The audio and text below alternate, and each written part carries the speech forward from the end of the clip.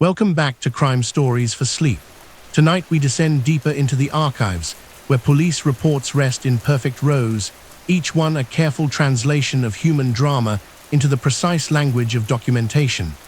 Let yourself settle into the rhythm of these recorded observations, where every detail has been measured, catalogued, and preserved in the steady cadence of official record. The typewriter had been an IBM Selectric. Detective Morrison could tell from the distinctive font that marked all the reports from Precinct 12 during the winter of 1989. Each page bore the same measured spacing, the same careful alignment of text that spoke of officers who took pride in their documentation, who understood that these reports would outlive the immediate circumstances they described and become part of the permanent record of the city's life.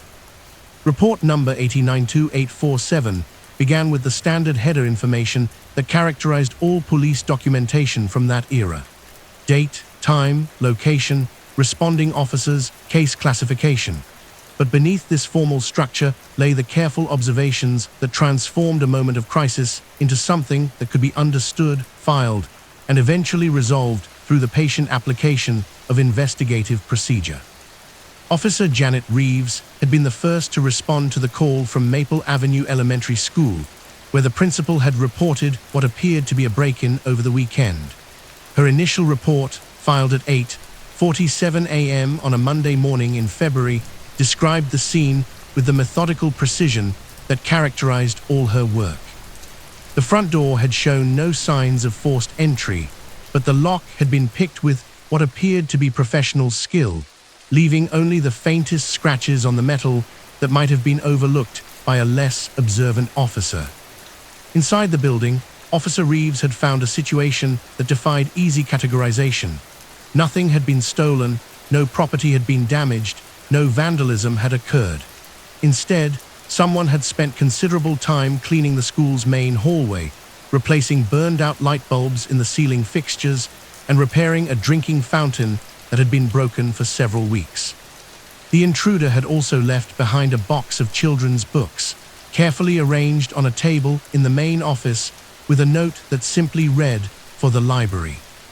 The report continued for 3 single-spaced pages, documenting every aspect of the scene with the thoroughness that marked Officer Reeves as one of the department's most meticulous investigators. She had measured the distance between the repaired fixtures, photographed the note from multiple angles, and even tested the drinking fountain to confirm that it was indeed functioning properly. Her description of the cleaning work included specific details about which areas had been addressed and which cleaning supplies appeared to have been used. Detective Harrison had been assigned to follow up on Officer Reeves's initial report, and his investigation had proceeded with the same methodical care. Report 892847A, filed 2 days later, detailed his interviews with school staff members who might have observed unusual activity over the weekend. The night janitor, Mr. Peterson, had not worked that particular weekend due to illness, creating an opportunity for someone to work in the building unobserved. Mrs. Goldman, the principal, had provided Detective Harrison with a complete inventory of the building's contents, confirming that nothing had been removed and that several minor maintenance issues had indeed been addressed by the unknown visitor. The books that had been donated were in excellent condition, appropriate for the school's reading level, and included several titles that the library had been hoping to acquire but couldn't afford on their limited budget. Detective Harrison's report included detailed descriptions of his interviews with neighbors who lived near the school. Mrs. Chen, who lived directly across the street, had noticed a light in the building late Saturday evening, but had assumed it was Mr. Peterson working his regular shift. Mr. Williams, whose bedroom window faced the school parking lot, had heard what might have been a vehicle in the area around midnight, but had not looked outside to investigate. The investigation had continued for several weeks, with each report adding layers of detail to the puzzle. Report 892847B documented Detective Harrison's analysis of the lock-picking technique, based on consultation with a locksmith who had examined the scratches on the front door. The work had been done by someone with considerable skill, using professional tools, but with unusual care to minimize damage to the door itself. Report 892847C detailed the results of fingerprint analysis conducted on surfaces throughout the building where the intruder had worked. The prints had been systematically eliminated by someone who understood police procedure, leaving behind only the expected prints from school staff and regular visitors. This level of sophistication suggested that whoever had broken into the school had law enforcement or security experience. Detective Harrison's investigation had eventually led to Robert Castellanos, a retired police officer who lived several blocks from the school and whose granddaughter attended classes there. Report 892847D documented the interview conducted at Mr. Castellanos' home, where Detective Harrison had found a workshop equipped with the tools necessary for the repairs that had been completed at the school. Mr. Castellanos had admitted to the break-in without hesitation, explaining that he had been troubled by the deteriorating condition of the building where his granddaughter spent her days. As a retired officer living on a fixed income, he had been unable to make a donation large enough to address the maintenance issues, but his skills and time were resources he could contribute without financial hardship. The final report in the series, 892847E, documented the resolution of the case. After consultation with the district attorney's office and the school administration, it had been decided that Mr. Castellanos would not face charges for the break-in. Instead, he had been offered a position as a volunteer maintenance assistant, allowing him to continue contributing his skills to the school's upkeep through official channels. The reports had been filed with copies sent to the school district, the district attorney's office, and the police department's community relations division. Mrs. Goldman had submitted a letter of thanks, noting that Mr. Castellanos' work had saved the school hundreds of dollars in repair costs, and that his ongoing volunteer service had become invaluable to the school's operations.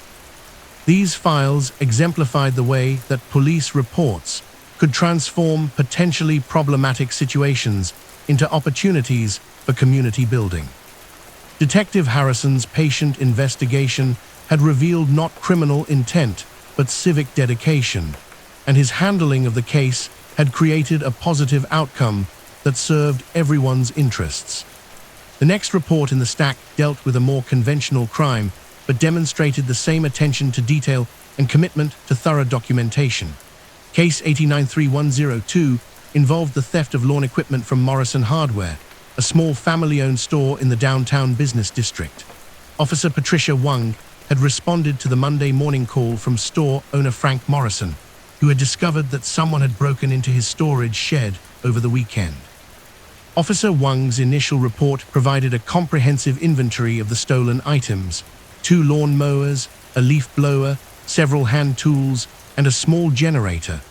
The total value of the theft had been estimated at just over $1,500, enough to qualify as a felony, but modest enough to suggest that this was likely not the work of a professional thief.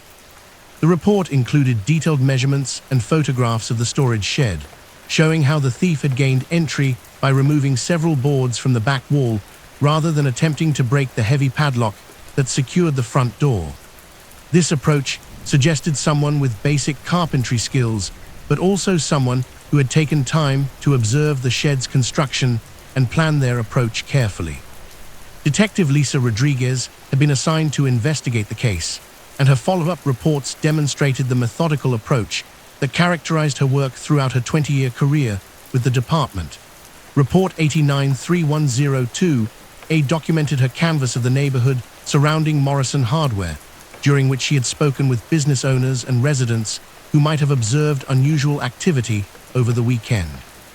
The investigation had been complicated by the fact that the storage shed was located behind the store, in an area not visible from the street or from most neighboring buildings. However, Detective Rodriguez had discovered that the apartment building across the alley had several units with windows facing the shed, and she had systematically interviewed residents to identify potential witnesses. Mrs. Thompson, who lived in apartment 3B, had reported seeing someone working near the shed on Saturday evening, using what appeared to be a flashlight to illuminate their activity. She had assumed it was Mr. Morrison or one of his employees working late to prepare for a busy Monday, and had not thought to investigate further or call police. Report 893102 B. Detailed Detective Rodriguez's analysis of the theft pattern, comparing it with similar crimes that had occurred in the area over the previous 6 months. She had identified several cases involving theft of small equipment from business storage areas, all following a similar pattern of careful planning and execution that suggested the same perpetrator. The breakthrough in the case had come through what Detective Rodriguez described in Report 89-3102C as patient police work rather than dramatic detective insight. She had begun visiting local pawn shops and used equipment dealers, not looking for the specific stolen items, but trying to identify someone who had been selling similar equipment on a regular basis. At Tony's Pawn and Gun, Detective Rodriguez had found records of recent sales that matched the pattern she had identified. The seller had been using different names, but had provided the same phone number for each transaction, a mistake that had allowed Detective Rodriguez to trace the calls to an address on the south side of town. James Mitchell, the suspect identified through this investigation, had been unemployed for several months and had turned to theft as a way to generate income for his family. Report 89-3102D documented Detective Rodriguez's arrest of Mitchell at his home, where she had recovered several items that had been stolen from Morrison Hardware, along with equipment taken from other businesses. The case had been resolved through a plea agreement that required Mitchell to make restitution to all the affected businesses, while also requiring him to participate in a job training program designed to help unemployed workers develop new skills. Detective Rodriguez had included a note in her final report expressing hope that this approach would address the underlying economic pressures that had led to Mitchell's crimes, while also providing justice for the affected business owners. Case 894156 represented a different type of investigation, one that had required Detective Michael Chen to develop expertise in an area far removed from traditional police work.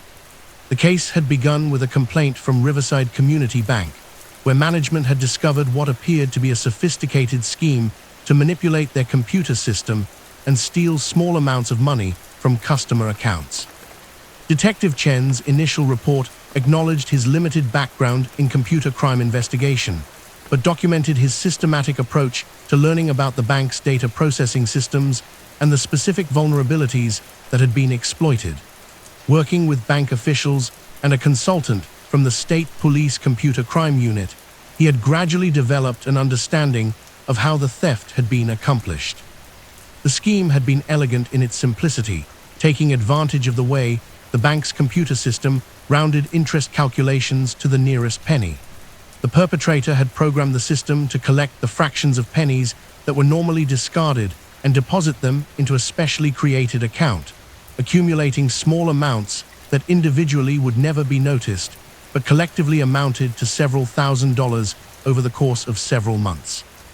Report 894156A documented Detective Chen's painstaking review of the bank's computer records, working with technical experts to trace the unauthorized changes that had been made to the interest calculation program. The modification had been done by someone with intimate knowledge of the bank's systems, suggesting that the perpetrator was either a current or former employee.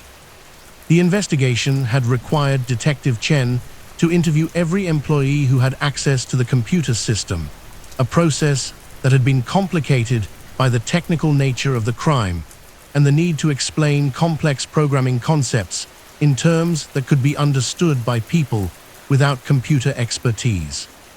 His reports from this period demonstrated remarkable patience and attention to detail as he worked to identify which employees had both the knowledge and the opportunity to make the necessary modifications. Sandra Williams, a programmer who had worked for the bank for 3 years, had eventually been identified as the perpetrator through a combination of technical evidence and traditional detective work. Report 894156B documented Detective Chen's discovery that Williams had been experiencing significant financial stress due to her mother's medical bills, creating both the motive and the desperation necessary to risk her career and freedom through computer fraud. The case had been resolved through a plea agreement that allowed Williams to make restitution to the bank while avoiding jail time, contingent on her participation in community service and financial counseling. Detective Chen's final report had noted that the bank had used the investigation as an opportunity to strengthen their computer security procedures, implementing safeguards that would prevent similar schemes in the future. These computer crime cases represented a new frontier for police work in the late 1980s, requiring officers to develop technical skills that had not been part of traditional law enforcement training. Detective Chen's methodical approach to learning about computer systems while maintaining focus on the human elements of the crime had created a template that would be followed by other officers as technology crimes became more common. Report 895241 dealt with a vandalism case that had initially appeared straightforward but had evolved into something much more complex. Someone had been painting elaborate murals on the walls of the abandoned riverside textile factory, creating artwork that had attracted attention from both law enforcement and the local arts community. Officer Sandra Martinez had been the first to investigate the reports of vandalism, but her initial report had noted the unusual quality of the artwork and the care that had been taken to create pieces that enhanced rather than defaced the building. The murals depicted scenes from the factory's history, showing workers at their machines and celebrating the industrial heritage of the neighborhood. Detective Robert Johnson had been assigned to investigate the case, and his reports documented a fascinating exploration of the intersection between art, property rights, and community identity. The building's owner had initially wanted to prosecute whoever was responsible for the paintings, but as media attention grew and community support for the artwork emerged, the situation had become more complicated. Report 895241A documented Detective Johnson's interviews with local artists who had visited the site to view the murals. Several established artists had praised the quality of the work, noting that the unknown artist had demonstrated both technical skill and deep understanding of the building's historical significance. The breakthrough in the case had come not through traditional investigative techniques, but through community engagement. Detective Johnson had organized a public meeting to discuss the situation, bringing together the building's owner, neighborhood residents, local artists, and city officials to explore possible solutions that would satisfy everyone's interests. Maria Santos, the artist responsible for the murals, had identified herself during this meeting, explaining that she was a recent graduate of the local art school who had been inspired by the building's history and the stories told by elderly residents who had worked in the factory. Her work had been unauthorized, but it had been motivated by a desire to preserve and celebrate the neighborhood's heritage rather than to damage or deface property. The resolution documented in Report 895241B had been unprecedented in the department's experience. Rather than facing vandalism charges, Santos had been commissioned by the city to complete her mural series as part of an official public art project. The building's owner had agreed to donate the wall space in exchange for tax benefits and positive publicity for a planned renovation project. Detective Johnson's final report had noted that the case had created a model for addressing unauthorized public art that could be applied to similar situations in the future. Rather than treating all graffiti and murals as simple vandalism, the department had developed a process for evaluating artistic merit and community value while still protecting property rights. Case 896789 involved the theft of historical documents from the city's main library, a crime that had required Detective Helen Foster to develop expertise in document authentication and historical research. The theft had been discovered when a rare manuscript that had been scheduled for display in the library's local history exhibit was found to be missing from the secure collection room. Detective Foster's initial report documented the sophisticated security measures that protected the library's rare book collection, including climate-controlled storage, electronic surveillance, and restricted access protocols. The theft had been accomplished by someone with detailed knowledge of these systems and the ability to defeat multiple layers of security. The investigation had been complicated by the fact that the stolen manuscript was one of only a few copies in existence, making it difficult to sell through normal channels but extremely valuable to collectors who were not concerned about its provenance. Detective Foster had worked with experts from the State Historical Society to understand the document's significance and identify potential buyers. Report 896789, a detailed Detective Foster's collaboration with librarians and historians to trace the movement of similar documents through legal and illegal markets. This research had led to the identification of several collectors who had previously attempted to acquire the manuscript through official channels, creating a list of potential suspects who had both the motive and the resources to commission its theft. The case had been solved through a combination of traditional police work and scholarly research that demonstrated Detective Foster's ability to adapt investigative techniques to unusual circumstances. Report 896789B documented her discovery that the theft had been committed by Dr. Richard Palmer, a university professor who had become obsessed with acquiring the manuscript for his personal collection. Dr. Palmer had used his academic credentials to gain access to the library's secure areas, gradually mapping the security systems and identifying vulnerabilities that could be exploited.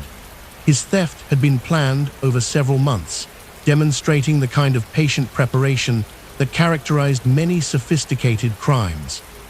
The recovery of the manuscript had required delicate negotiations between law enforcement and academic institutions, as Dr. Palmer had claimed that his actions were motivated by scholarly rather than criminal intent.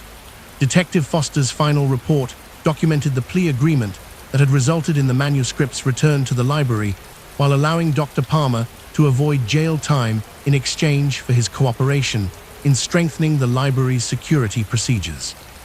These cases from the late 1980s demonstrated the evolving nature of police work, as officers encountered new types of crimes that required new investigative approaches. Computer fraud, art-related vandalism, and document theft all demanded that officers develop expertise beyond traditional law enforcement skills while maintaining focus on the human elements that motivated criminal behavior.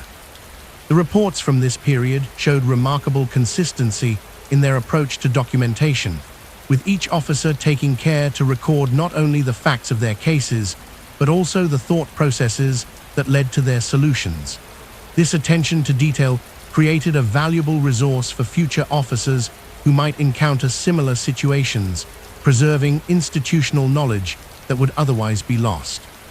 Report 897892 dealt with a missing person case that had required Detective William Barnes to coordinate with multiple agencies across several states. The case had begun when Margaret Foster, a 45-year-old nurse, had failed to return home from what was supposed to be a weekend camping trip in the state forest. Detective Barnes' initial report documented the systematic search that had been organized within hours of Mrs. Foster's disappearance being reported by her husband. The search had involved local police, state park rangers, volunteer search and rescue teams, and eventually the National Guard, all working together to cover the thousands of acres where Mrs. Foster might have become lost or injured. The investigation had been complicated by severe weather that had moved through the area during Mrs. Foster's planned camping weekend, creating conditions that could have forced her to seek emergency shelter or caused her to become disoriented.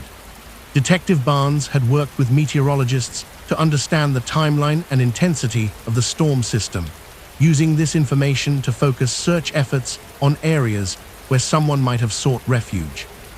Report 897892A documented the discovery of Mrs. Foster's abandoned campsite, found 3 days after the search began by a team of volunteer searchers working in a remote section of the forest. The campsite showed evidence of hasty abandonment, with gear scattered by wind and rain, but no signs of struggle or violence.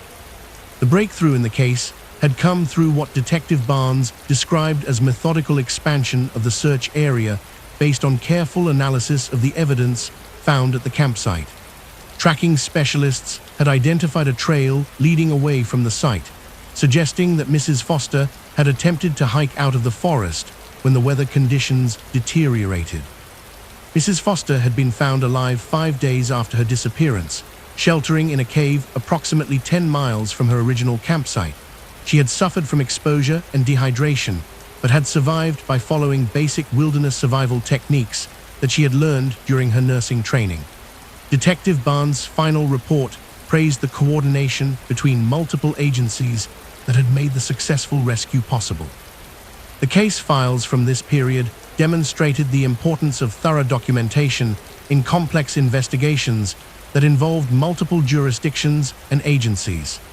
Detective Barnes had maintained detailed records of every aspect of the search and rescue operation, creating a resource that could be used to improve future responses to similar emergencies.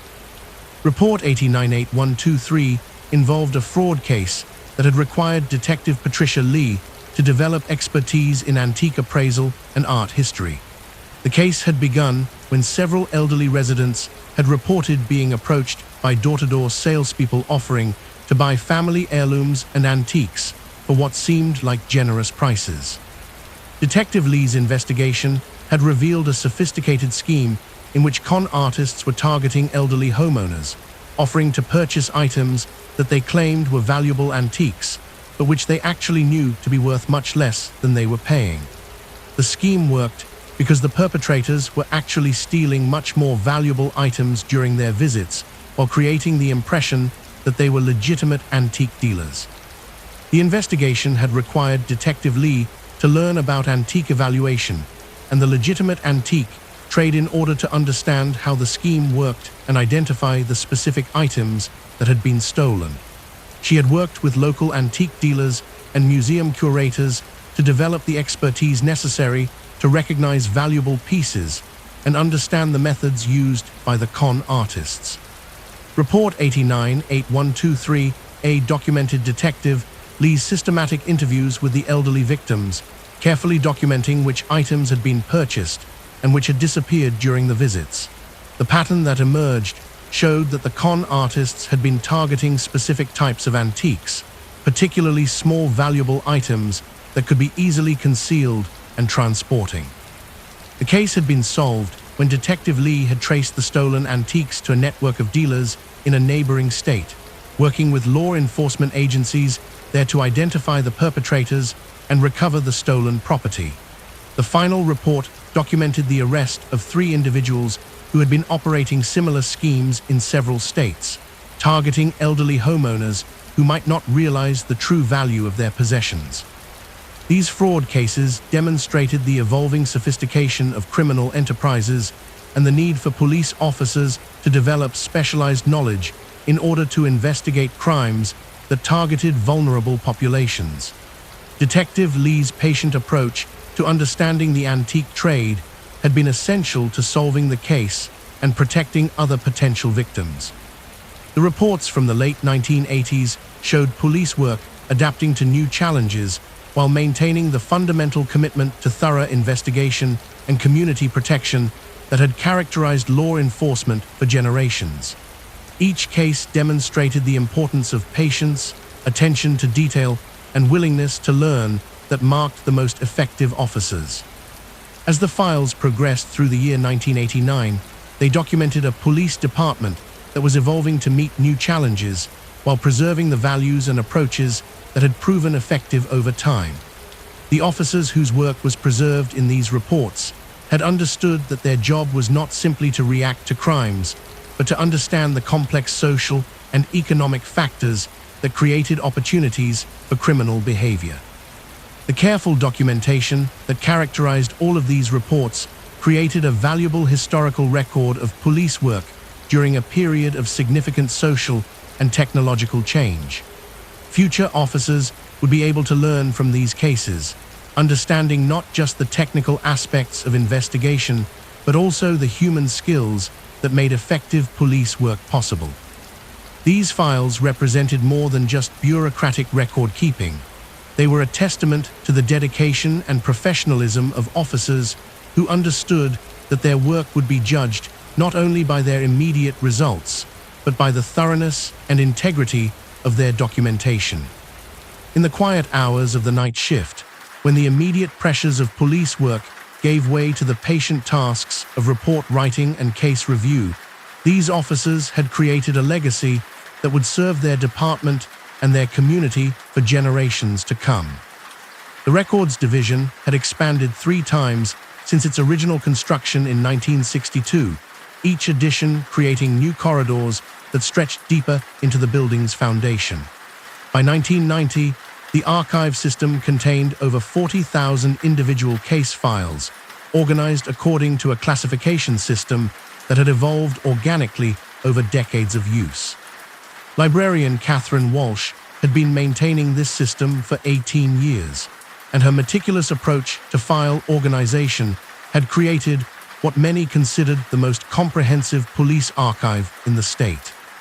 Mrs. Walsh's daily routine began each morning at 7:30, when she would make her way through the basement corridors with a cup of coffee and a clipboard containing the day's filing assignments.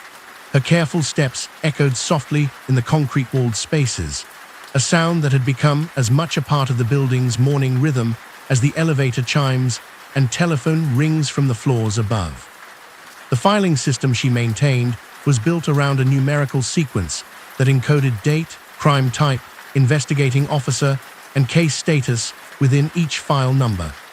This seemingly simple system had grown increasingly complex over the years as new crime categories emerged, and old ones were subdivided to reflect changing social conditions and legal definitions. Mrs. Walsh had adapted the system gradually, ensuring that new files could be integrated seamlessly with historical records while maintaining the logical structure that made research possible. Each morning, she would begin her work in Section A, which contained the most recently closed cases. These files were still warm, in a sense, with the immediate energy of completed investigations and fresh resolutions. The paperwork was crisp, the photographs still held their full contrast, and the evidence bags contained items that retained the smell and texture of their original contexts. Case 91247, which Mrs. Walsh had filed the previous afternoon, dealt with a burglary at Henderson Electronics that had been solved when the perpetrator had left behind a wallet containing his driver's license. The file was thin, containing only the initial report, a brief follow-up investigation, and the arrest documentation. Detective Morrison had concluded his final report with a note expressing amazement at the carelessness that had made the case so easy to solve, but also concern about the desperation that would lead someone to commit such a poorly planned crime. Moving deeper into the section, Mrs. Walsh would encounter files that had been closed for several months, their immediate urgency replaced by the settled weight of historical record. Case 8098756 contained reports from a domestic violence investigation that had resulted in a successful prosecution and the victim's relocation to a women's shelter in another city. The file was thicker than many, containing not only police reports, but also court documents, social service records, and follow-up communications that tracked the case's resolution over several months. Detective Lisa Chen had handled the investigation with particular care, documenting each incident in the pattern of escalating violence while working with victims' advocates to ensure the woman's safety throughout the legal process.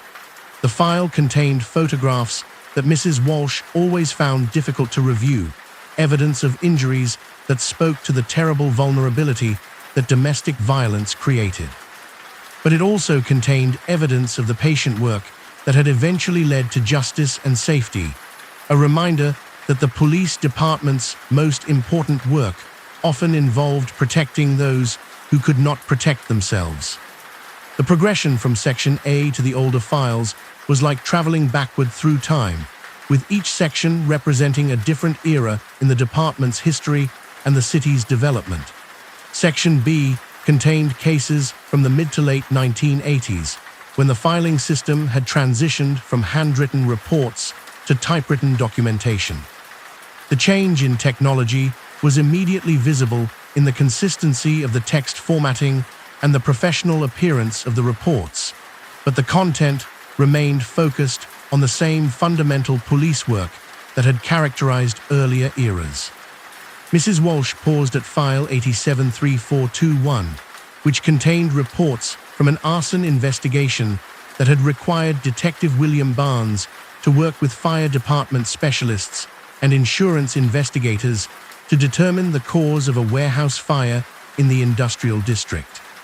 The case had been complicated by conflicting witness accounts and the extensive damage that had destroyed much of the physical evidence, requiring Detective Barnes to piece together the sequence of events through careful analysis of the burn patterns and interviews with people who had been in the area when the fire started. Investigation had eventually revealed that the fire had been caused by faulty electrical wiring rather than deliberate arson, but not before Detective Barnes had thoroughly investigated the possibility of insurance fraud and examined the financial situation of the warehouse owner. The file contained detailed diagrams of the building's electrical system, photographs of the burn patterns, and expert testimony from electricians and fire investigators who had helped determine the true cause of the blaze. What struck Mrs. Walsh about this file, as with so many others from that period, was the thoroughness of the investigation and the patience that Detective Barnes had shown in examining every possible explanation before reaching his conclusion. The report demonstrated a commitment to accuracy that went beyond simply closing cases, reflecting an understanding that the truth was worth the extra time and effort required to discover it. Section C contained files from the early 1980s, when the department had been smaller and the city's crime rate had been lower, allowing officers to spend more time on individual cases. The reports from this period often read more like academic studies than police documents, with detailed analysis of crime patterns, extensive background research on suspects and victims, and thoughtful consideration of the social factors that had contributed to criminal behavior. File 821156 documented an investigation into a series of check forgeries that had been committed by a retired bank employee who had been struggling financially after his pension had been reduced due to his former employer's bankruptcy. Detective Robert Johnson had approached the case not simply as fraud investigation, but as an examination of the economic pressures that could drive previously law-abiding citizens to criminal behavior. The file contained extensive documentation of Detective Johnson's research into the suspect's financial situation, including interviews with former colleagues, family members, and financial advisors who had worked with the man during his retirement planning. Rather than simply building a case for prosecution, Detective Johnson had worked to understand the complete context of the crimes, including the systemic failures that had left a loyal employee without adequate financial security in his retirement years. The resolution of the case had involved not only prosecution of the forgery charges, but also advocacy by Detective Johnson for changes in the bank's pension policies that would prevent similar situations from affecting other retirees. The file contained correspondence with state banking regulators and testimony that Detective Johnson had provided to a legislative committee examining retirement security issues.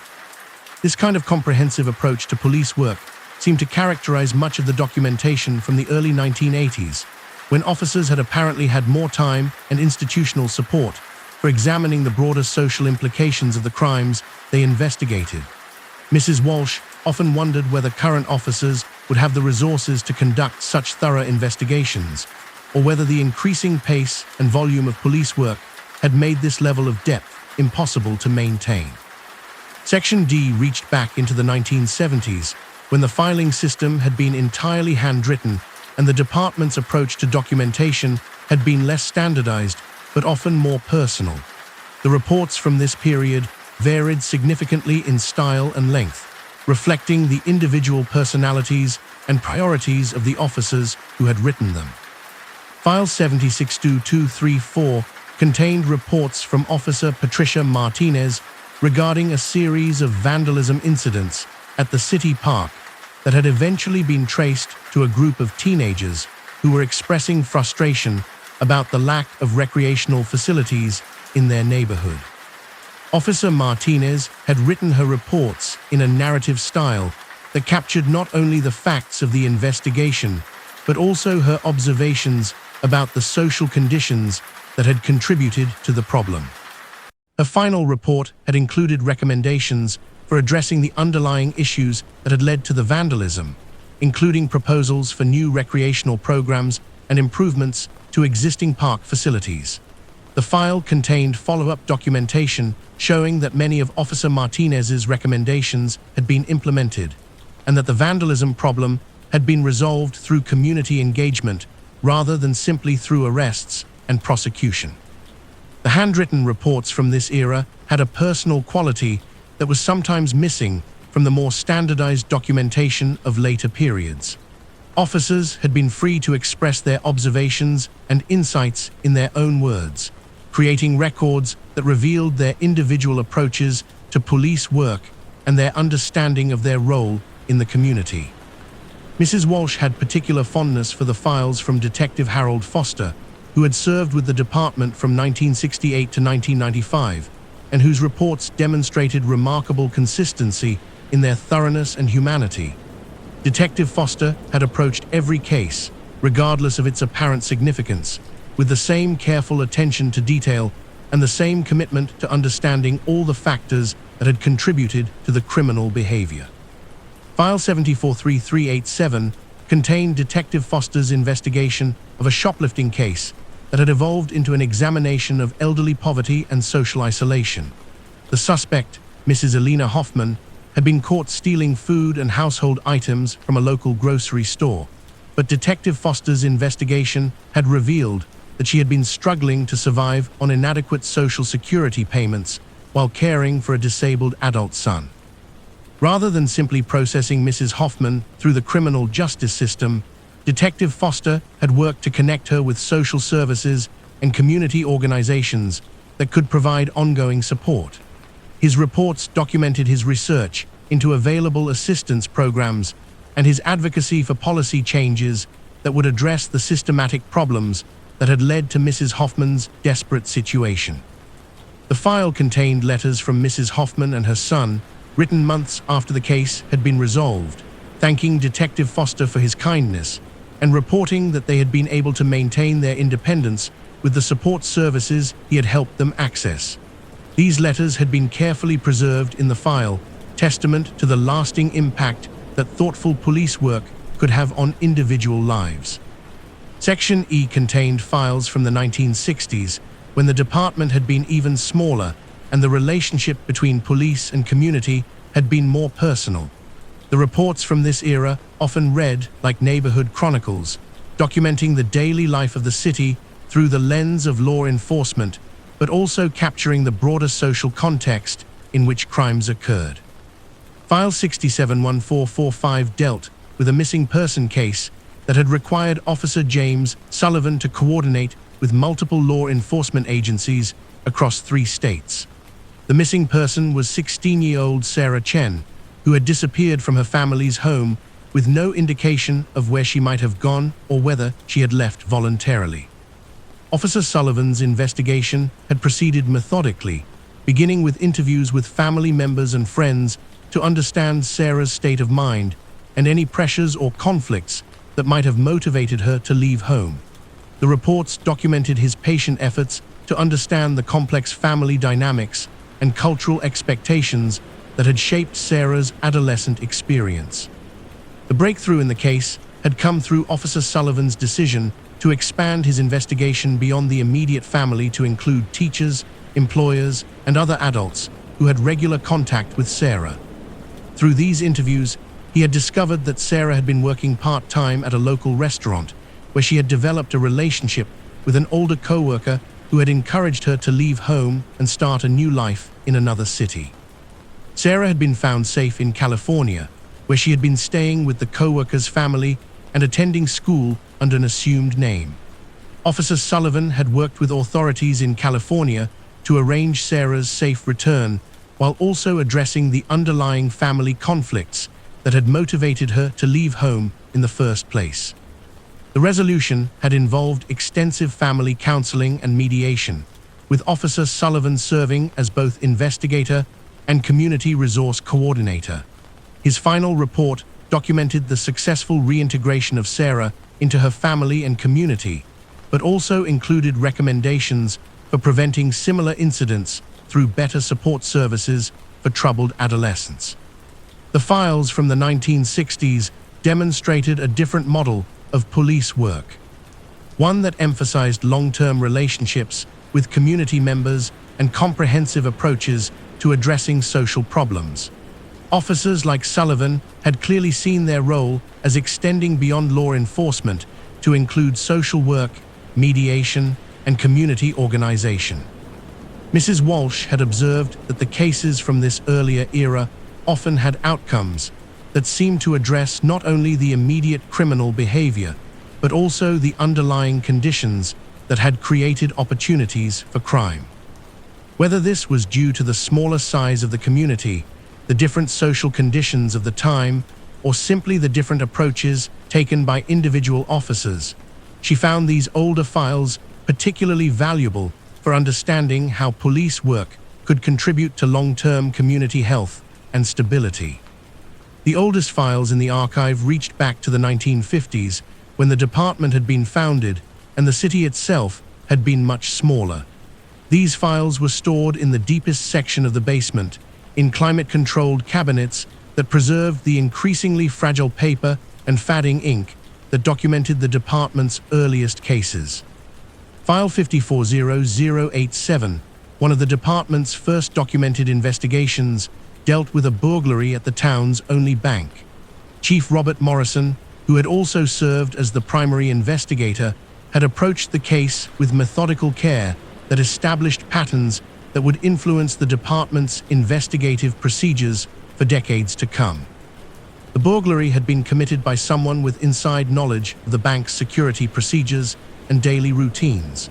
Chief Morrison's investigation had required him to interview every bank employee and examine the financial records of anyone who had access to the building. His reports demonstrated remarkable attention to detail, including hand-drawn diagrams of the bank's layout and careful documentation of each employee's schedule and responsibilities. The case had been solved when Chief Morrison discovered that the night watchman had been collaborating with his nephew to steal money from the bank's vault during the watchman's shifts. The investigation had revealed that the watchman had been struggling financially and had been pressured by his nephew, who had gambling debts that created urgent need for money. The resolution had been handled with the kind of personal approach that characterized small-town law enforcement of that era. Rather than simply prosecuting the crimes, Chief Morrison had worked with the bank's management and the watchman's family to develop a restitution plan that allowed both men to avoid jail time while making full repayment for the stolen money. These early files demonstrated the foundations upon which the department's later practices had been built. Chief Morrison's emphasis on thorough investigation, careful documentation, and community-centered resolution of conflicts had established traditions that continued to influence the department's work decades later. Mrs. Walsh had spent countless hours studying these historical files, not only to maintain the filing system, but also to understand the evolution of police work and the changing nature of crime and community in the city. The progression from the personal, narrative style of the early reports to the more standardized, technical documentation of recent years reflected broader changes in law enforcement and society. The archive represented more than just a collection of closed cases. It was a comprehensive record of the community's development and the ongoing effort to maintain social order through law enforcement. Each file contained not only the specific details of individual crimes, but also evidence of the social, economic, and cultural forces that shaped criminal behavior and community response. During the quiet hours of her workday, Mrs. Walsh often found herself reflecting on the patterns that emerged from studying these files across multiple decades. Crime rates fluctuated with economic conditions, family stability, and social change. The effectiveness of different investigative approaches could be measured not only by immediate case clearance rates, but also by long-term community outcomes. The officers whose work was documented in these files had been dealing with the same fundamental challenges that continued to face law enforcement: how to balance justice with mercy, how to address immediate criminal behavior while working to prevent future crimes, how to serve individual victims while maintaining broader community safety. What struck Mrs. Walsh most consistently about the historical files was the evident dedication of the officers who had created them. Whether dealing with major felonies or minor infractions, whether investigating obvious crimes or complex social problems, these officers had brought consistent professionalism and genuine concern for community welfare to their work. The archive system that Mrs. Walsh maintained was designed to preserve not only the factual record of these cases, but also the institutional knowledge and wisdom that they contained. Future officers would be able to learn from these investigations, understanding not only the technical aspects of police work, but also the human skills and community knowledge that made effective law enforcement possible. The filing system itself had become a kind of map of the community's history, with each section representing not only a chronological period, but also a different approach to understanding and addressing crime. The evolution from handwritten narrative reports to standardized typed documentation reflected broader changes in professional standards and bureaucratic efficiency, but also represented some loss of the personal touch that had characterized earlier eras of police work. In the deepest sections of the archive, Mrs. Walsh had discovered files that contained not only official reports, but also personal notes, newspaper clippings, and correspondence that officers had preserved as part of their case documentation. These materials provided insight into the broader community context in which crimes had occurred and the ongoing relationships that officers had maintained with victims, witnesses, and even some offenders. The archive had become a repository for the collective memory of the police department and the community it served. Every decision to preserve or dispose of files was made with consideration for the historical value of the information they contained and their potential usefulness for future investigations or research. Mrs. Walsh had worked with local historians and criminal justice researchers who had used the archive for academic studies of crime patterns and law enforcement effectiveness. These researchers had consistently praised the thoroughness and organization of the filing system, noting that few police departments maintained such comprehensive historical records. The responsibility of maintaining this system had given Mrs. Walsh a unique perspective on the evolution of law enforcement and community development. She had observed how changes in social conditions, legal requirements, and technological capabilities had influenced police work, while also noting the continuing importance of fundamental professional values like thoroughness, integrity, and community service. As she moved through her daily routine of filing, organizing, and preserving these records, Mrs. Walsh understood that she was not simply maintaining bureaucratic files, but preserving a vital part of the community's collective memory. Each case file represented someone's crisis, someone's search for justice, someone's effort to rebuild their life after experiencing crime or conflict. The archive would continue to grow, with new cases added each day and older files requiring ongoing maintenance to ensure their preservation. But the foundation that had been established by decades of careful police work and meticulous record keeping would continue to serve the department and the community for generations to come.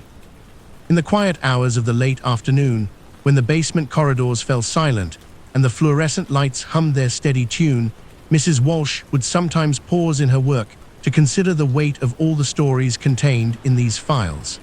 Each cabinet held thousands of individual dramas, resolved through the patient application of investigative skill and professional dedication. These stories would rest here in the archive, waiting for the researchers, officers, and community members who would someday need to understand what had happened in their city and how their police department had responded to the challenges of maintaining order and justice. The files would continue their silent vigil, preserving the memory of crimes solved and victims served, testimony to the ongoing effort to build and maintain a civilized community. The Riverside County Courthouse had been built in 1923, its neoclassical architecture reflecting the era's faith in institutional permanence and civic dignity.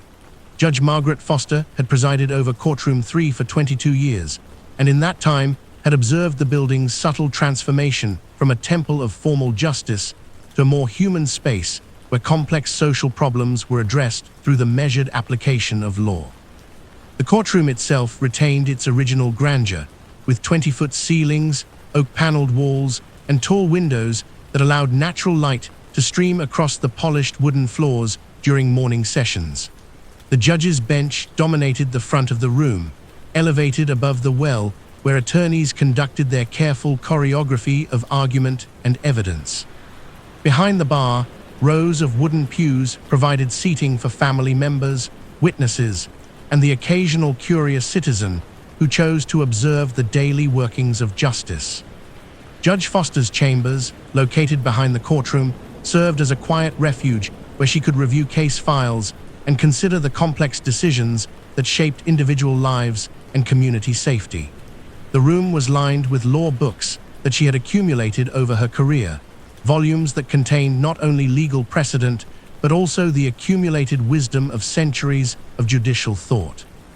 Her desk faced a window that overlooked the courthouse lawn, where she could observe the changing seasons and the daily life of the city beyond the walls of the legal system. The morning routine in Courtroom 3 began at 8:30 with the arrival of court staff who prepared the space for the day's proceedings. Bailiff Robert Martinez would conduct his security check, ensuring that all equipment was functioning properly and that the courtroom was arranged according to the specific requirements of the scheduled hearings.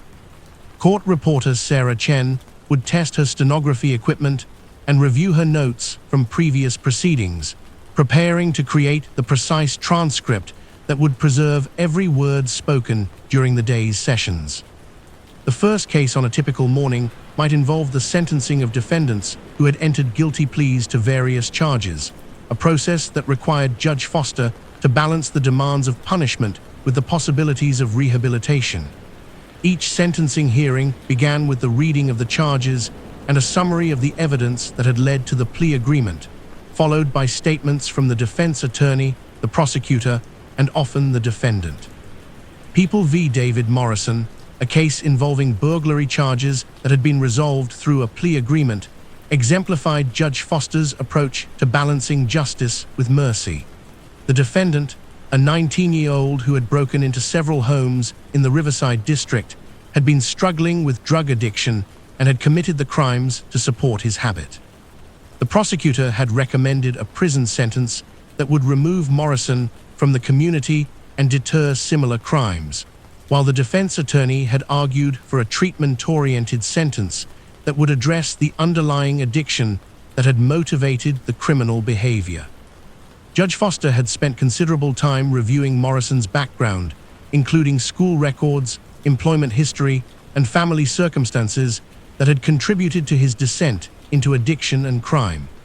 The case file contained letters from family members, former teachers, and employers who testified to Morrison's character before his addiction had taken control of his life.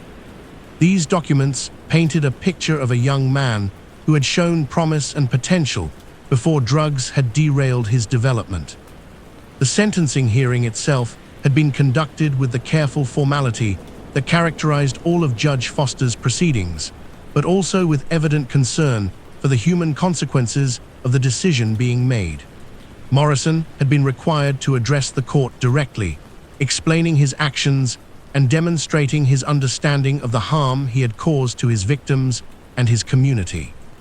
The sentence that Judge Foster had imposed reflected her belief that punishment should serve multiple purposes: protecting the community from further crimes, deterring other potential offenders, and providing the convicted person with opportunities for rehabilitation and eventual reintegration into society.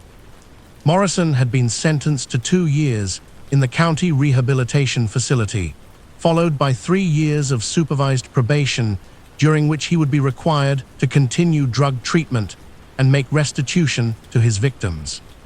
The rehabilitation facility where Morrison would serve his sentence was located on the outskirts of the city, a modern complex that emphasized treatment and education rather than simply incarceration. Director Patricia Wang had developed programs that combined traditional correctional security with comprehensive social services designed to address the underlying problems that led people to criminal behavior. The facility's daily routine was structured around work, education, and counseling activities that were designed to prepare residents for successful reintegration into the community. Morning sessions typically included group counseling, where residents discussed their progress in addressing addiction, family problems, and employment challenges. Afternoon activities focused on job training and educational programs that would provide practical skills for post-release employment. Morrison's case file at the rehabilitation facility documented his gradual progress through the various stages of the program. Initial assessments had identified significant educational deficits that needed to be addressed alongside his addiction treatment. Counselors had noted that Morrison's criminal behavior had been motivated not only by drug dependency, but also by frustration and hopelessness about his prospects for legitimate success. The treatment program had been individualized to address Morrison's specific needs and circumstances. Educational classes had focused on completing his high school degree through a specialized program designed for adults with learning differences. Vocational training had introduced him to construction skills that could provide employment opportunities after his release. Regular counseling sessions had worked to address the emotional and psychological factors that had contributed to his addiction and criminal behavior. The facility's records documented Morrison's gradual transformation from an angry, defensive young man to someone who had begun to understand the consequences of his actions and develop realistic plans for rebuilding his life. Progress notes from counselors and teachers showed consistent improvement in his attitude, academic performance, and willingness to participate in treatment activities.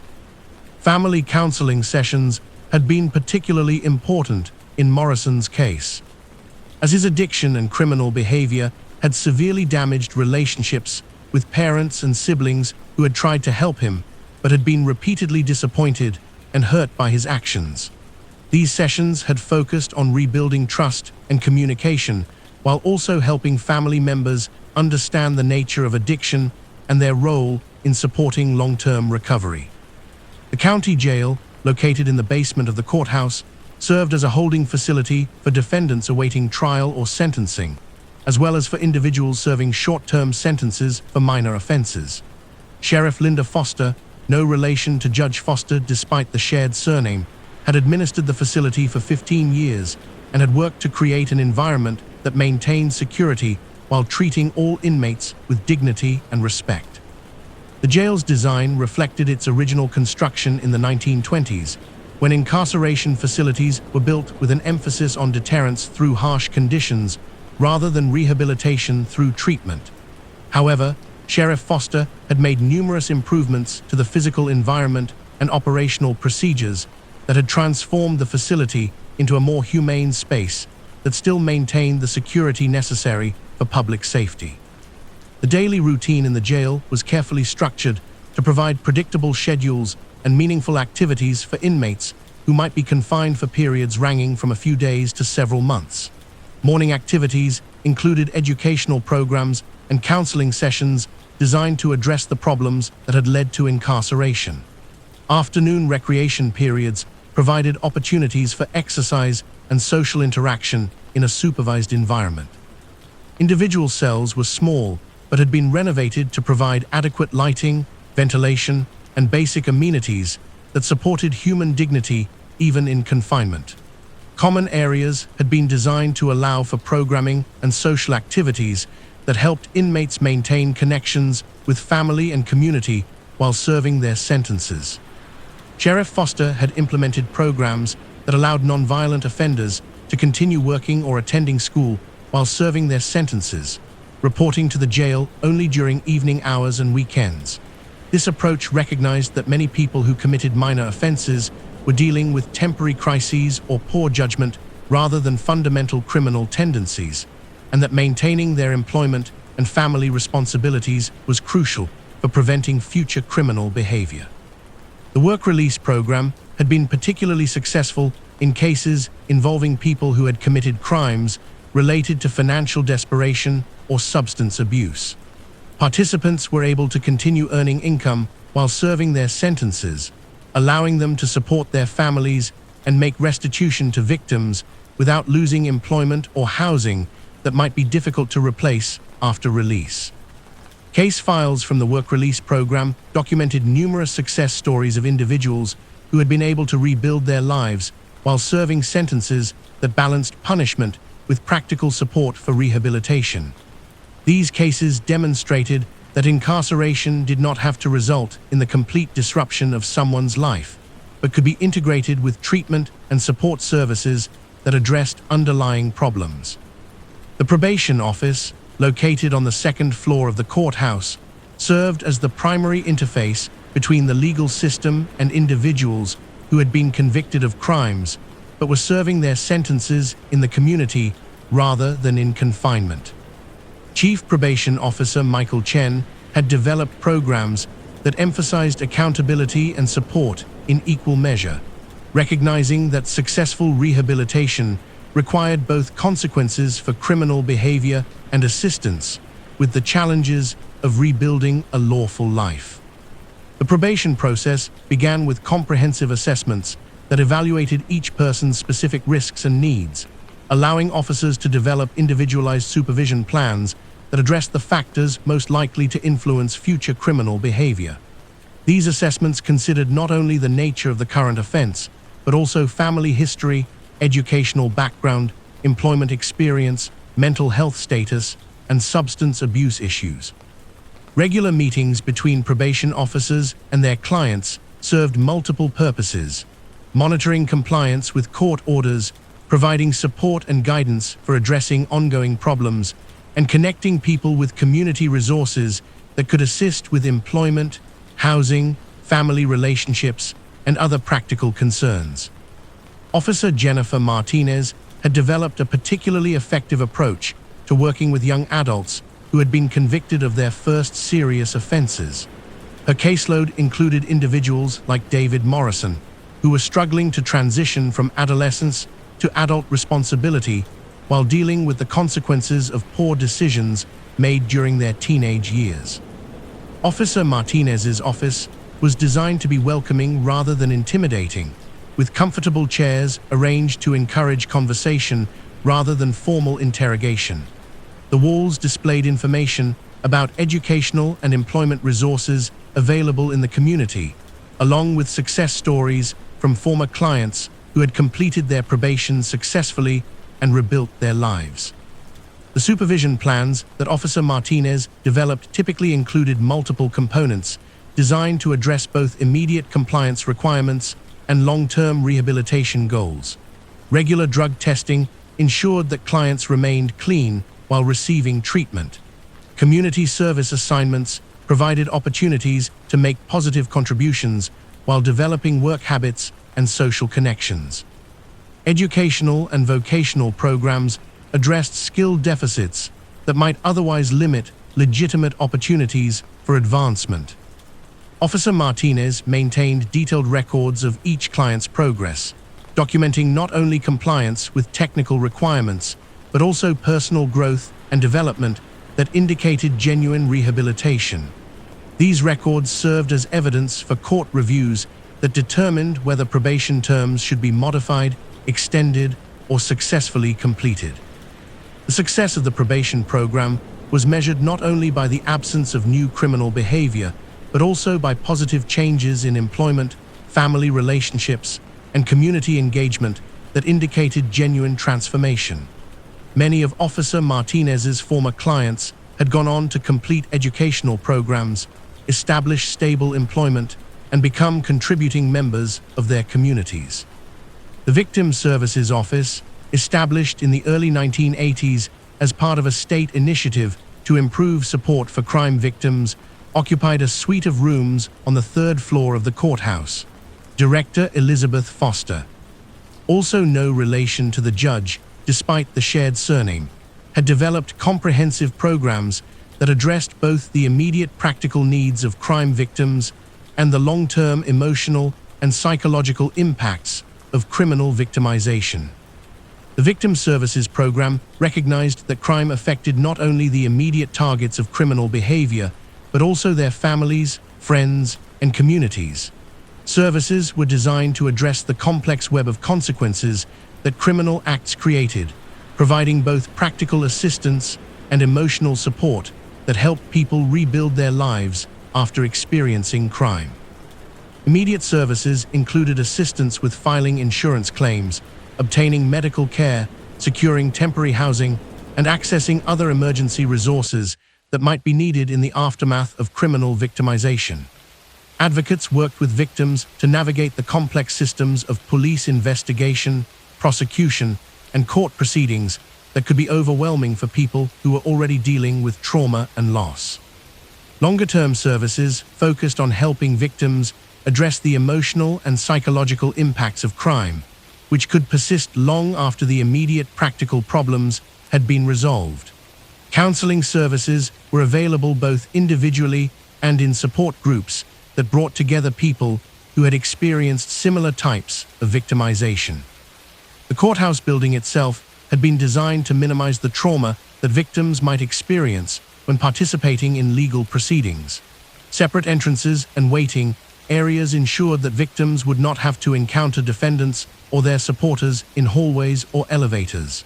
Victim advocates accompanied people through court proceedings, explaining the process and providing emotional support during what could be very difficult experiences. The Restorative Justice Program, implemented in the mid-1980s as an alternative to traditional prosecution for certain types of cases, brought together victims, offenders, and community members to address the harm caused by crime through dialogue and mutual accountability. Facilitator Robert Johnson had been trained in conflict resolution and mediation techniques that allowed these difficult conversations to take place in a safe and productive environment. The restorative justice process began with separate meetings with victims and offenders to prepare them for the potentially emotional experience of direct communication about the crime and its impacts. Victims had the opportunity to express how the crime had affected their lives and what they needed to feel that justice had been achieved. Offenders were required to acknowledge their responsibility for the harm they had caused and to participate genuinely in developing plans for making amends. When both parties were ready, facilitated meetings brought them together in a setting designed to promote honest communication and mutual understanding. These sessions often revealed the complex human circumstances that had contributed to criminal behavior, while also allowing offenders to understand the real consequences of their actions for the people they had harmed. Agreements reached through the restorative justice process typically included both material restitution and symbolic gestures that acknowledged the harm that had been caused.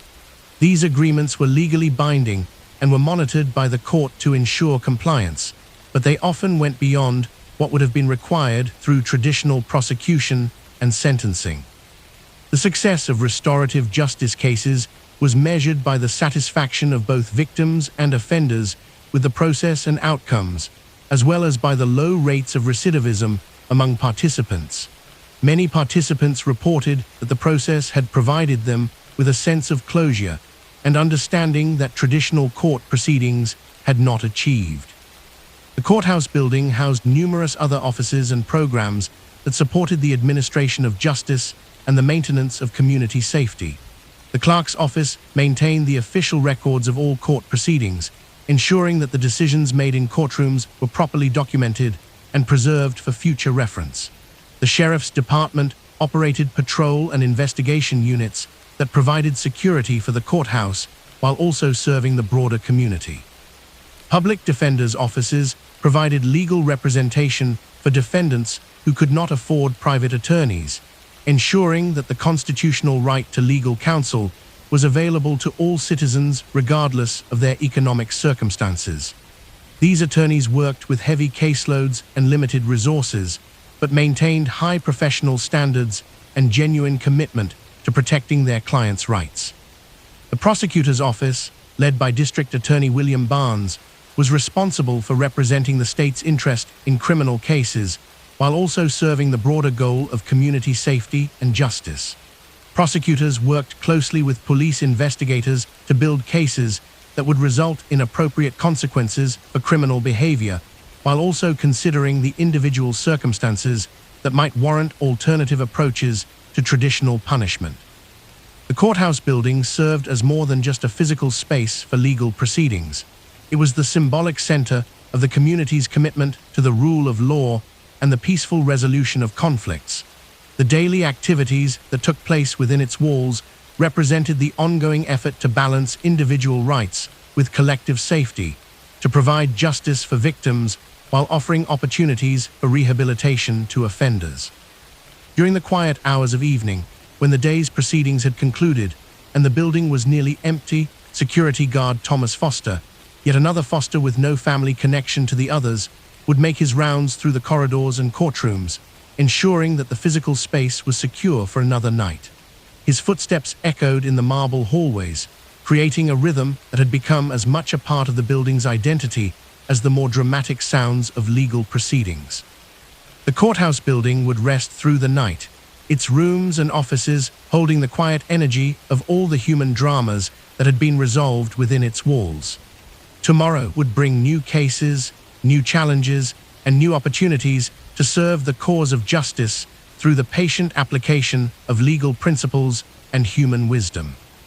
The building itself had become a repository for the community's collective commitment to justice and order, its walls containing not only the physical spaces where legal proceedings took place, but also the accumulated wisdom and experience of generations of judges, attorneys, and citizens who had worked to create a more just and peaceful society.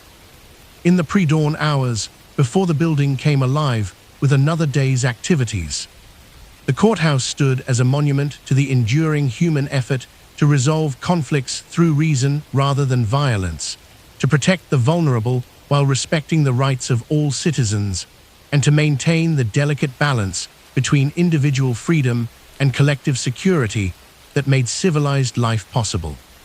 The Riverside District had been developed in the 1960s as a planned community designed for young families seeking affordable homes with adequate space for children and gardens.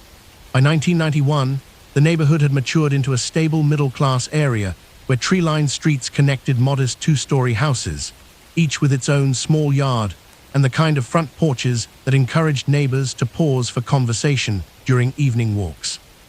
Margaret Chen had lived on Maple Avenue for 18 years, watching as young couples moved in with their first Barbies, and gradually transformed the neighborhood into a community where children played safely in front yards and residents looked out for each other with the kind of informal vigilance that made formal security measures unnecessary.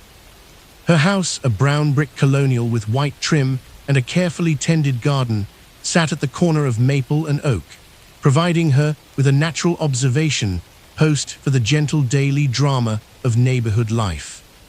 The morning routine on Maple Avenue began around 6:30 with the sound of coffee makers gurgling to life and the soft thud of newspapers being delivered to front steps. Mrs. Chen would begin her day by stepping onto her front porch to retrieve her paper, using this opportunity to observe the subtle signs that indicated how her neighbors were beginning their day. A light in the Morrison kitchen meant that Jim Morrison was preparing for his early commute to the factory, while the sound of a television from the Johnson house suggested that retired Mr. Johnson was settling in for his morning news programs. The children who lived on the street had created their own informal schedule that reflected the rhythm of the school year and the changing seasons. During the school months, the morning exodus began around 7:15, with parents driving younger children to elementary school while older students gathered at the corner to wait for the bus that would carry them to the junior high and high school.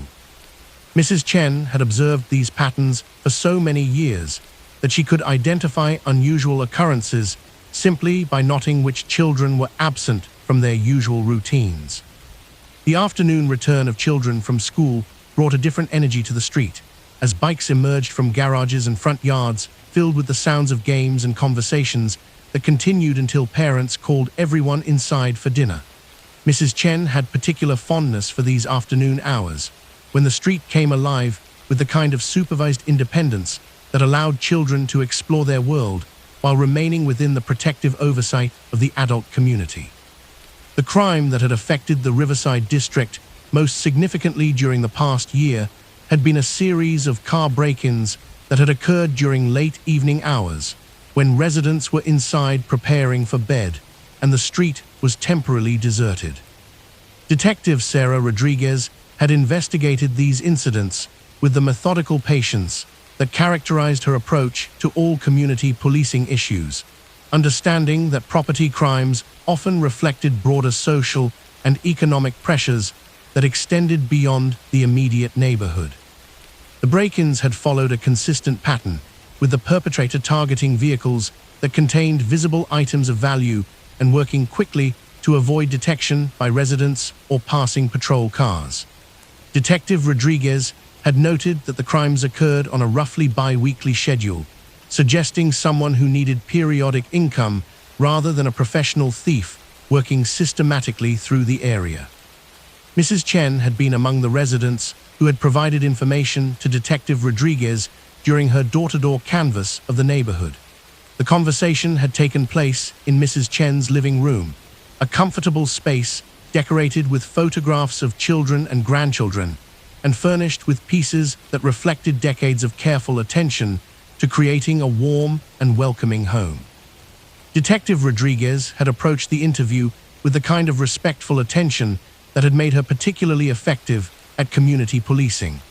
Rather than focusing only on the specific incidents that had brought her to the neighborhood, she had taken time to understand Mrs. Chen's perspective on the broader patterns of life on Maple Avenue and the changes that had occurred over the years. Mrs. Chen had described her observations with the precision of someone who had spent years paying attention to the subtle details of neighborhood life. She had noticed an unfamiliar figure walking through the area on several evenings, someone who seemed to be studying parked cars rather than simply passing through on his way to a specific destination. The person had appeared to be a young man, possibly in his late teens or early 20s, who walked with the kind of casual attention that suggested he was looking for opportunities rather than simply enjoying an evening stroll.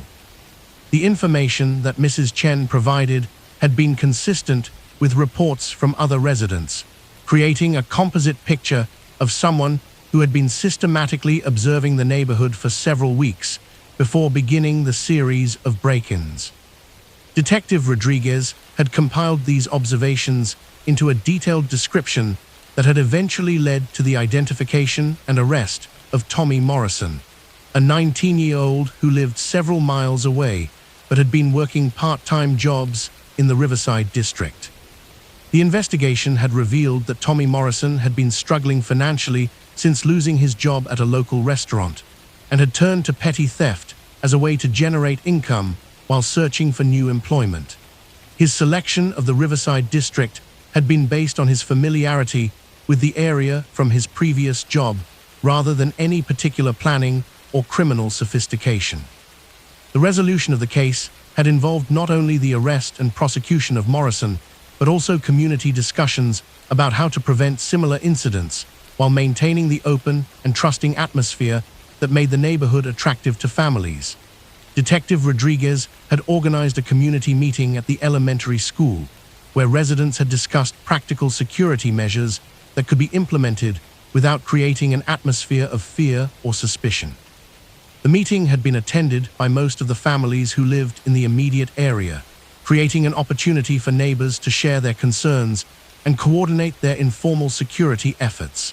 Mrs. Chen had been among the residents who had volunteered to participate in an enhanced neighborhood watch program that would provide more systematic observation of the area during evening hours. The neighborhood watch program that emerged from these discussions had been designed to complement rather than replace formal police patrols. Recognizing that residents' intimate knowledge of normal patterns could help identify unusual activities that might indicate criminal behavior. Participants had been trained by Detective Rodriguez in observation techniques that would be useful for crime prevention without encouraging residents to take enforcement actions that might be dangerous or inappropriate. Mrs. Chen had found the neighborhood watch activities to be consistent with her natural tendency to pay attention to the daily life of the street, and had discovered that formalizing these observations had made her feel more connected to her neighbors and more confident about the safety of the area. The program had also created opportunities for social interaction that had strengthened the sense of community that made the neighborhood attractive to families seeking a safe and supportive environment for raising children. The Morrison case had been resolved through a combination of traditional prosecution and community service that reflected both the need for consequences and the recognition that Morrison's crimes had been motivated by economic desperation rather than criminal intent. He had been required to make restitution to all the victims while also completing community service work that included assisting with neighborhood cleanup projects and helping elderly residents with yard work and home maintenance. This approach to resolution had been suggested by Detective Rodriguez as a way to address the harm caused by the crimes while also providing Morrison with opportunities to develop positive relationships within the community he had victimized.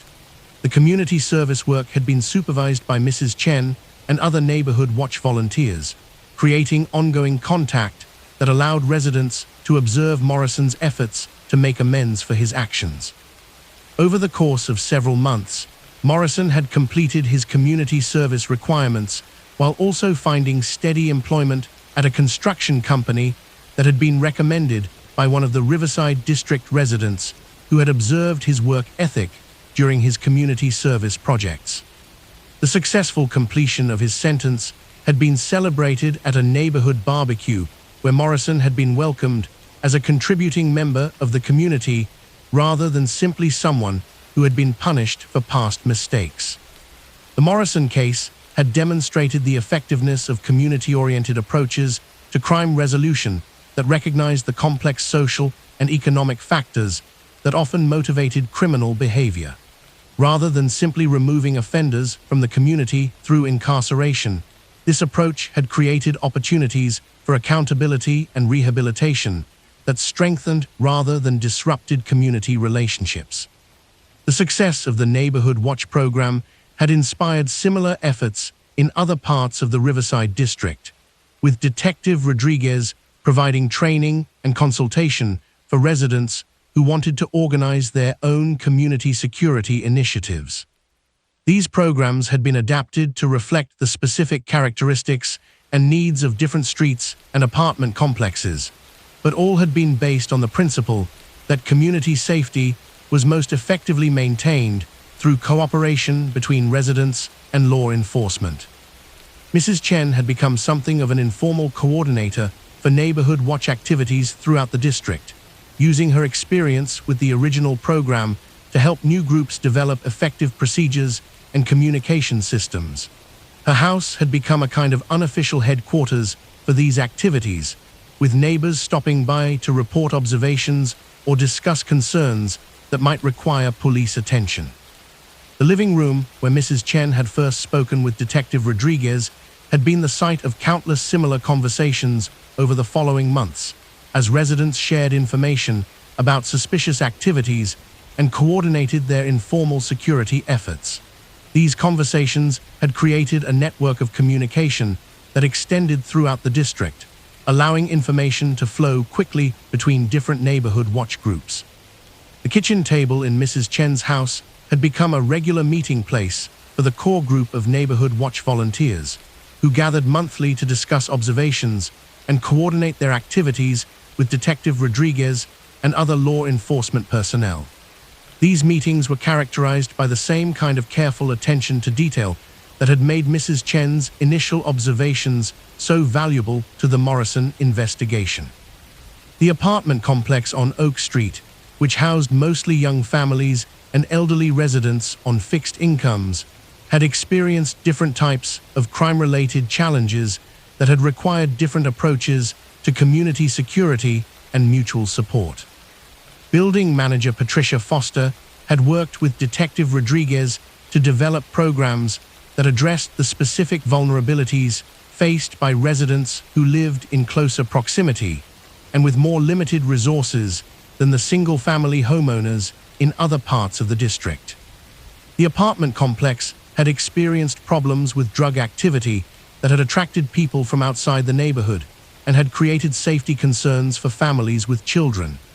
Detective Rodriguez had approached these issues through a combination of enforcement actions and community organizing that had involved residents in identifying and addressing the conditions that had made the complex attractive to drug dealers. Mrs. Elena Santos, who lived in apartment 3B with her 3 children, had been among the residents who had worked with Detective Rodriguez to organize tenant activities that would create positive alternatives to drug-related activities, while also making it more difficult for dealers to operate in the area. These activities had included supervised after-school programs for children and adult education classes that had been conducted in the complex's community room. The after-school programs had been staffed by volunteer residents who had backgrounds in education or child care, creating opportunities for children to engage in constructive activities during the hours when they might otherwise be unsupervised. These programs had also provided informal supervision that had made it more difficult for drug dealers to recruit children as customers or lookouts.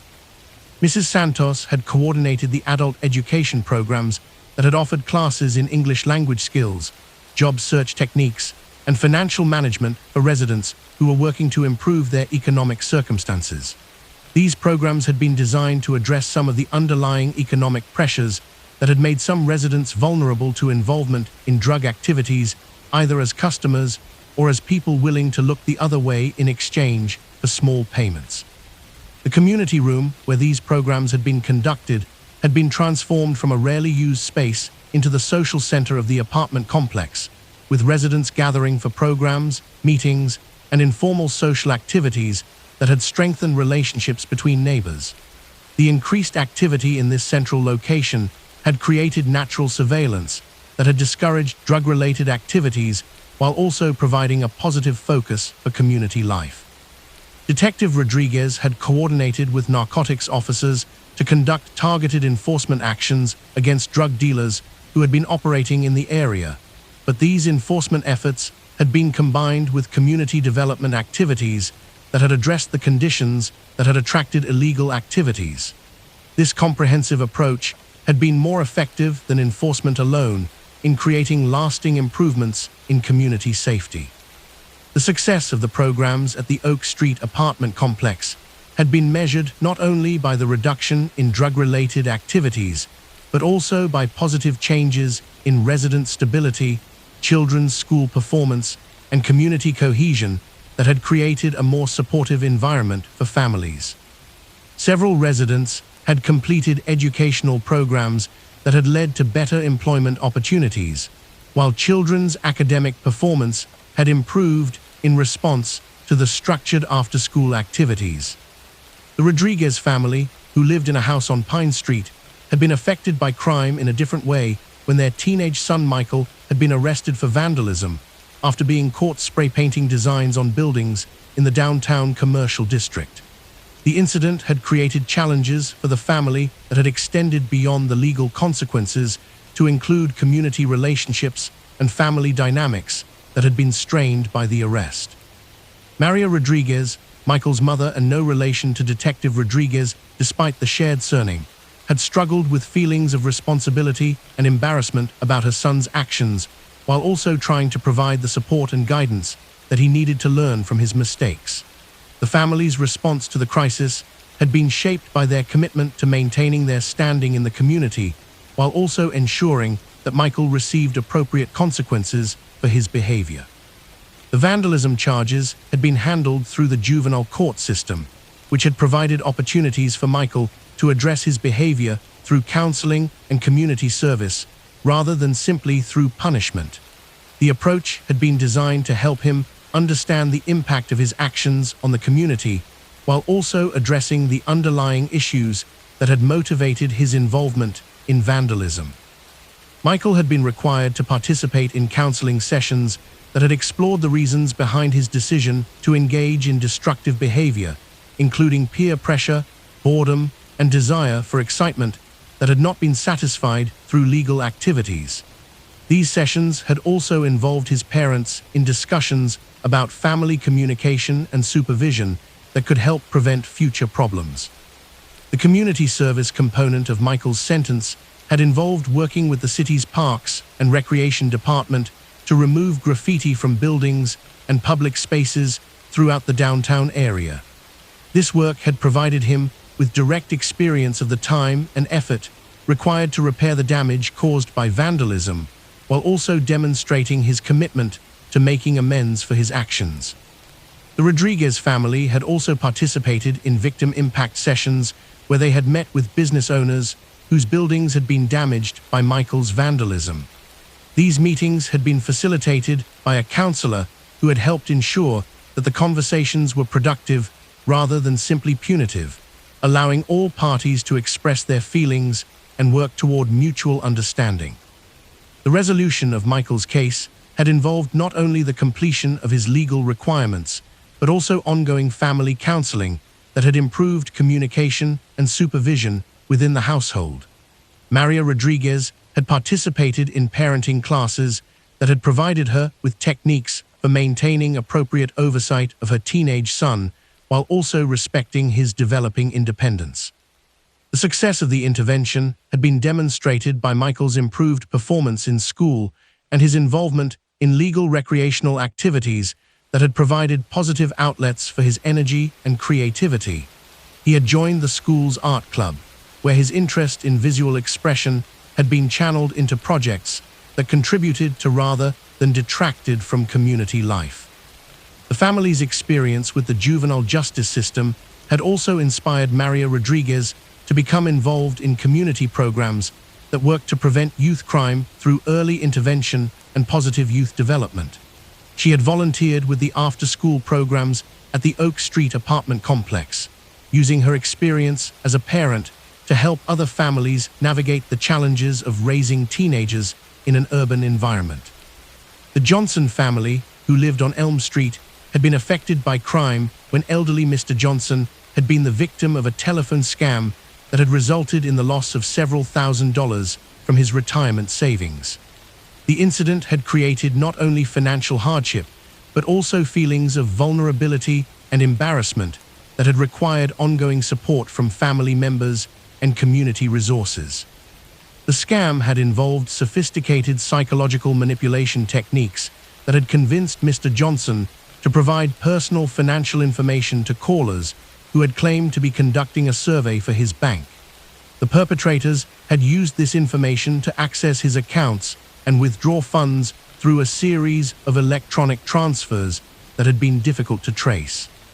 Detective Patricia Wang had investigated the case as part of a broader effort to address elder fraud that had been affecting residents throughout the city. Her investigation had revealed that Mr. Johnson had been targeted as part of a systematic scheme that had been operating from another state and had victimized dozens of elderly people across the region. The investigation had been complicated by the interstate nature of the crime and the sophisticated techniques used by the perpetrators to conceal their identities and locations. Detective Wang had worked with federal authorities and law enforcement agencies in multiple states to trace the financial transactions and identify the people responsible for the scheme. Mr. Johnson's daughter, Susan Johnson Williams, had become involved in advocating for stronger protections for elderly people who might be vulnerable to similar scams. Her advocacy work had included presentations to community groups about how to recognize and avoid telephone and mail fraud, as well as lobbying for legislation that would impose stronger penalties for crimes that targeted elderly victims. The financial losses from the scam had been partially recovered through the investigation and prosecution of the perpetrators, but Mr. Johnson had also received assistance from family members and community resources that had helped him maintain his independence while dealing with the economic impact of the crime. These resources had included assistance with financial planning and budgeting that had helped him reorganize his finances to prevent future victimization. The emotional impact of the victimization had been addressed through counseling services that had been specifically designed for elderly crime victims. These services had helped Mr. Johnson process his feelings of anger and embarrassment, while also developing strategies for maintaining appropriate caution without becoming isolated or paranoid about future interactions. The Johnson case had contributed to broader community education efforts about elder fraud that had been coordinated by Detective Wang and community organizations serving elderly residents.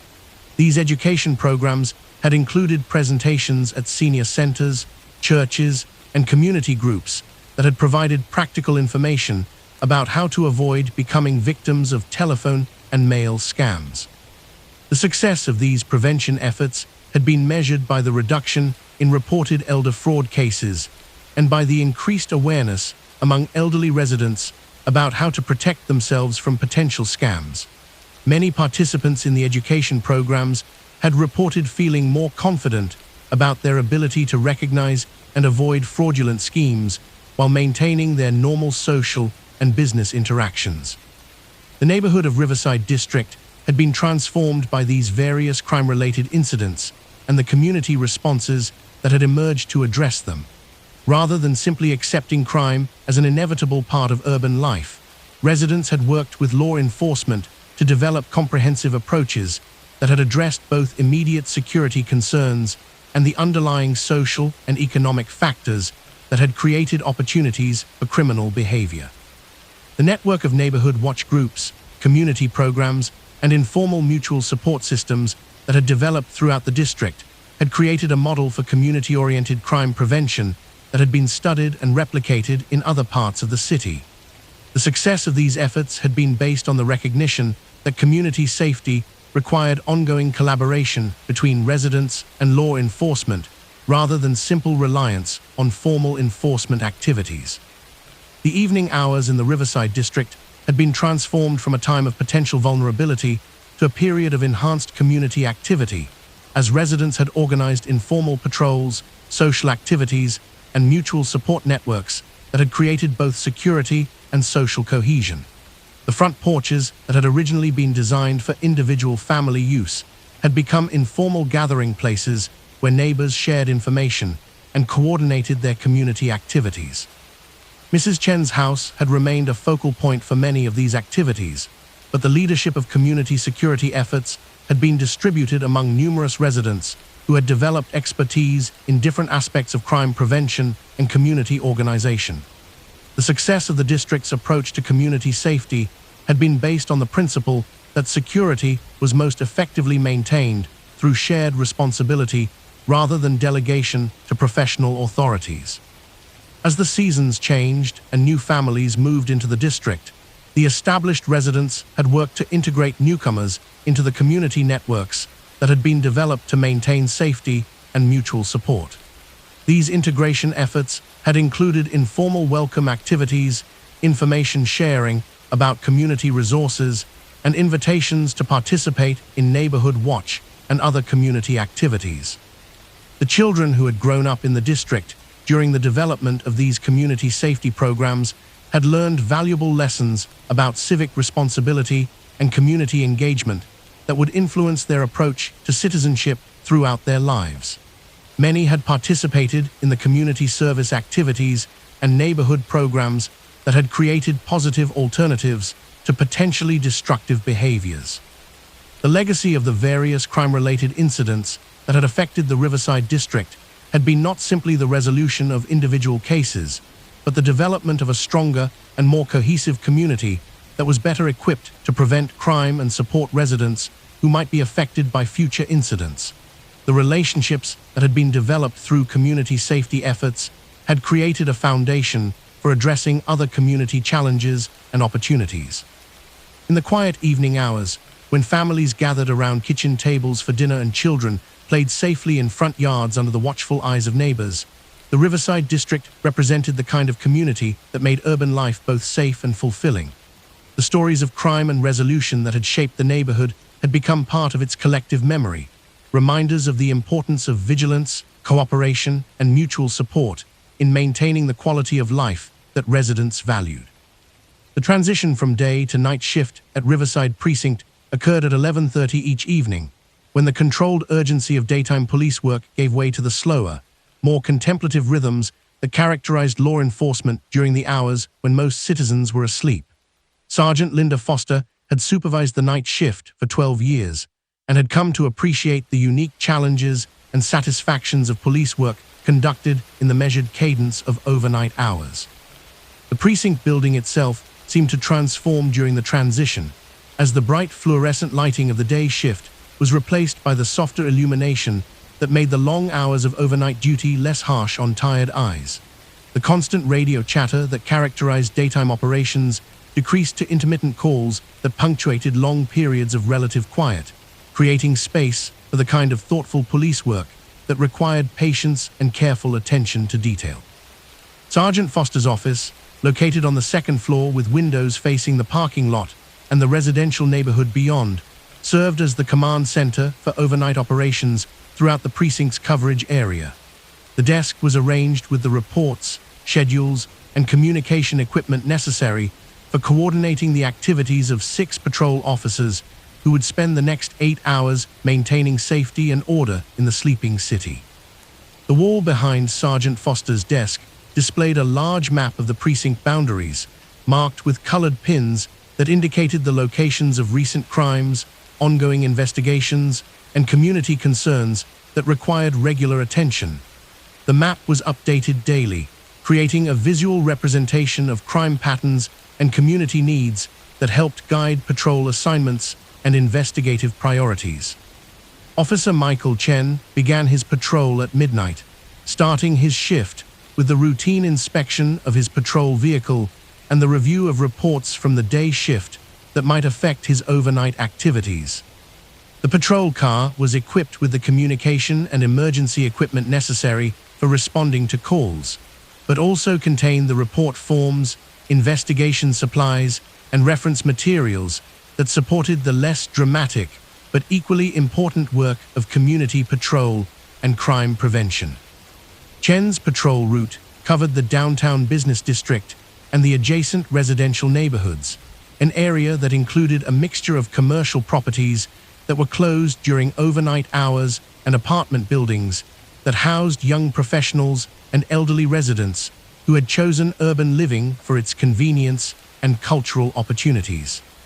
The overnight patrol of this area required attention to both property security and the safety of residents who might be walking alone during late evening hours. The first stop on Chen's patrol was the downtown business district, where he would conduct security checks of stores and offices that had been closed since early evening. These security checks involved more than simply ensuring that doors and windows were locked. They required careful observation of signs that might indicate attempted break-ins, vandalism, or other security issues that had developed during the evening hours. The hardware store on Main Street had been the target of several attempted break-ins during the past month, leading Chen to pay particular attention to the alley behind the building where previous perpetrators had attempted to gain entry through a rear door that was less visible from the street.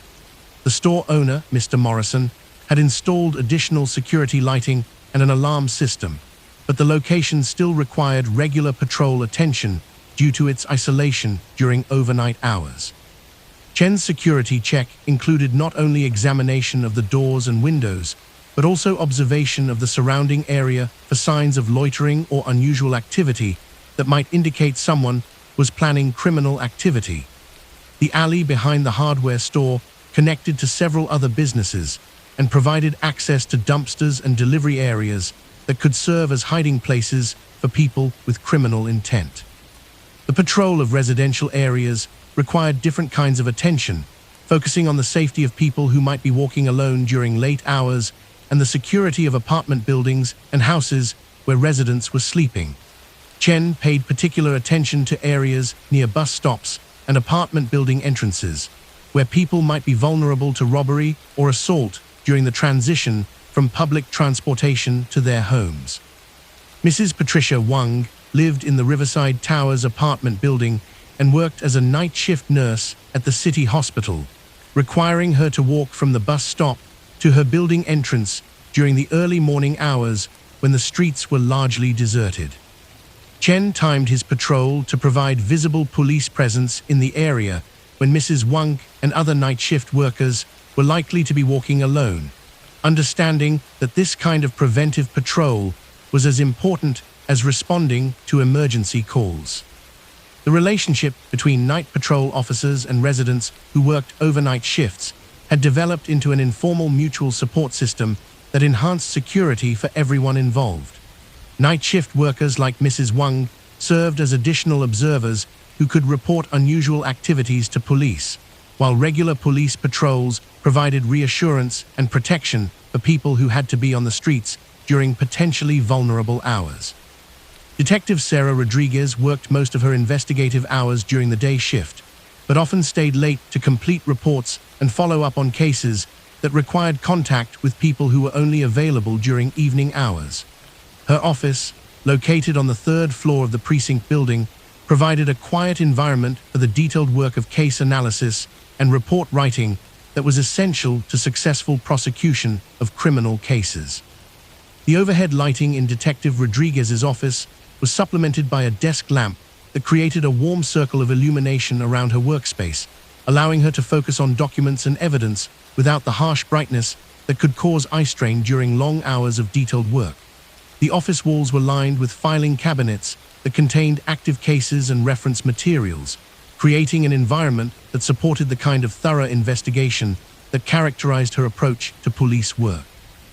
Case 914567 required Detective Rodriguez to analyze financial records related to a fraud investigation that involved several businesses in the downtown area. The case had begun when the owner of Chen's restaurant had reported discrepancies in his credit card processing that suggested someone had been manipulating the system to steal small amounts from customer transactions. The investigation had revealed a pattern of unauthorized transactions that had been occurring over several months, each involving amounts small enough to avoid detection during routine accounting procedures, but collectively totaling several $1,000s in stolen funds.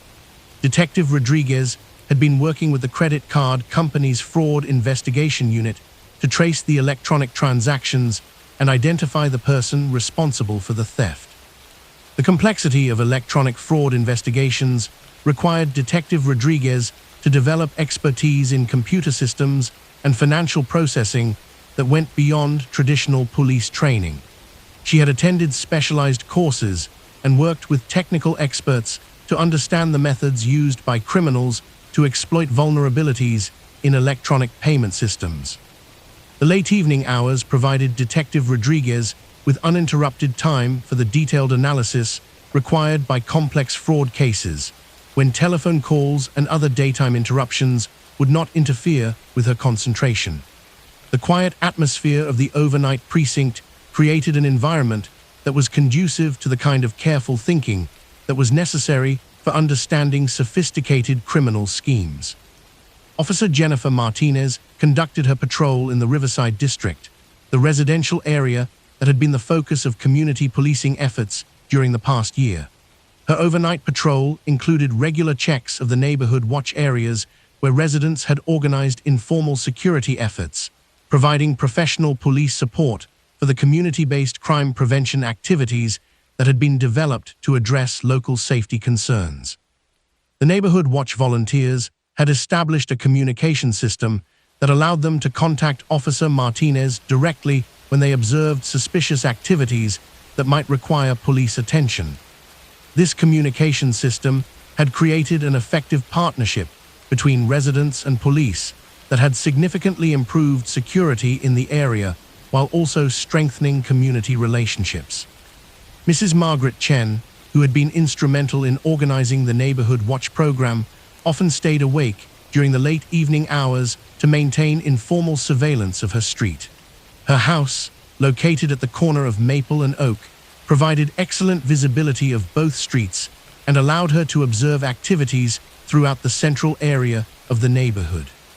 The relationship between Mrs. Chen and Officer Martinez had developed into a partnership that exemplified the most effective aspects of community policing, with Mrs. Chen providing detailed knowledge of normal neighborhood patterns, while Officer Martinez contributed professional law enforcement expertise and official authority to respond to problems that were identified through community observation. Officer Martinez's patrol vehicle was equipped with a special radio frequency that allowed neighborhood watch volunteers to communicate directly with her when they observed activities that might require police attention. This communication system had been tested several times during the past month, allowing residents to report suspicious activities that had led to the identification and arrest of people who had been planning criminal activities in the area. The success of the Neighborhood Watch Partnership had been measured not only by the prevention of crimes, but also by the increased sense of community safety and cooperation that had developed among residents. Officer Martinez had observed that people in the Riverside district were more likely to spend time outdoors during evening hours, more willing to walk alone after dark, and more confident about the overall security of their neighborhood. The administrative work that accompanied patrol duties was completed during the quiet periods between calls, when officers could focus on the detailed documentation that was essential to successful prosecution of cases and effective coordination with other law enforcement agencies. Officer Martinez used these periods to review and update her reports on community policing activities, ensuring that the successes and challenges of neighborhood watch partnerships were properly documented for evaluation and replication.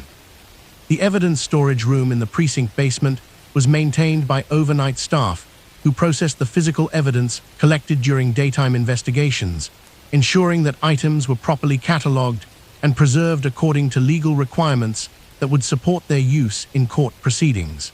Evidence technician Robert Johnson worked alone during most overnight shifts, but his careful attention to detail was essential to the success of countless investigations. The evidence storage system included both immediate processing areas for evidence that had been collected during the current day and long-term storage facilities for items that would be needed for ongoing cases and court proceedings.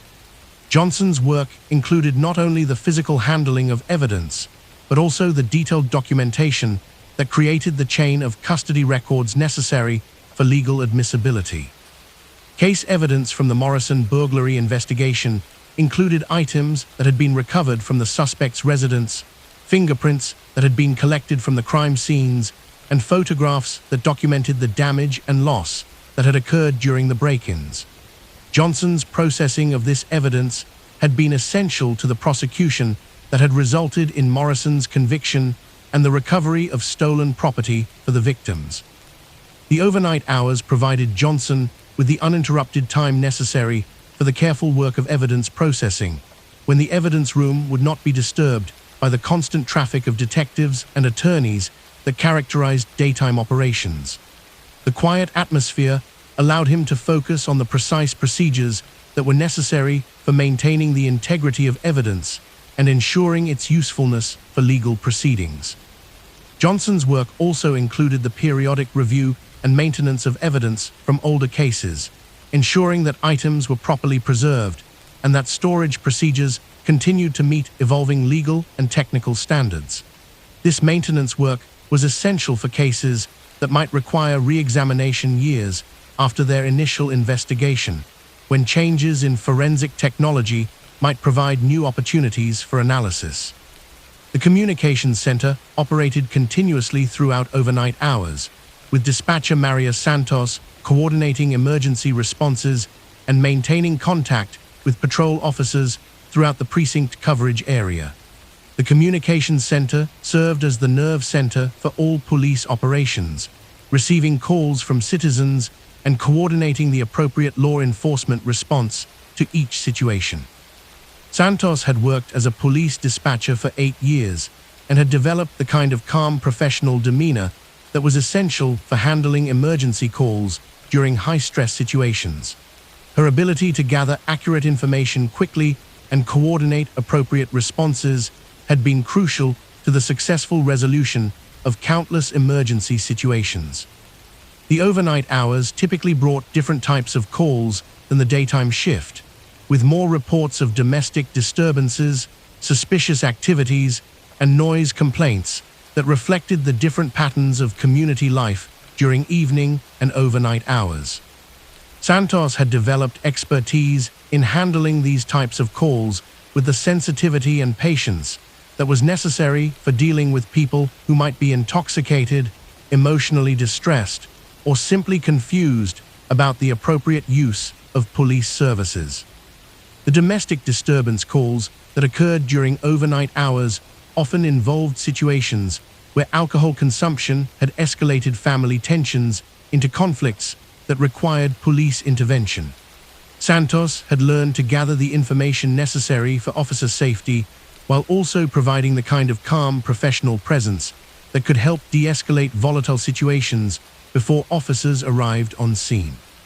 The noise complaint calls that were common during overnight hours required Santos to balance the legitimate concerns of residents who were trying to sleep with the rights of people who were engaged in legal activities that might be generating excessive noise. Her ability to gather accurate information about these situations and coordinate appropriate responses had been essential for maintaining community peace while respecting individual rights. The patrol sergeants who supervised overnight operations conducted regular tour of their coverage areas, observing patrol activities and providing support for officers who encountered challenging situations that required supervisory guidance or additional resources. Sergeant William Barnes covered the Eastern Patrol districts, which included both residential areas and commercial districts that presented different types of security challenges.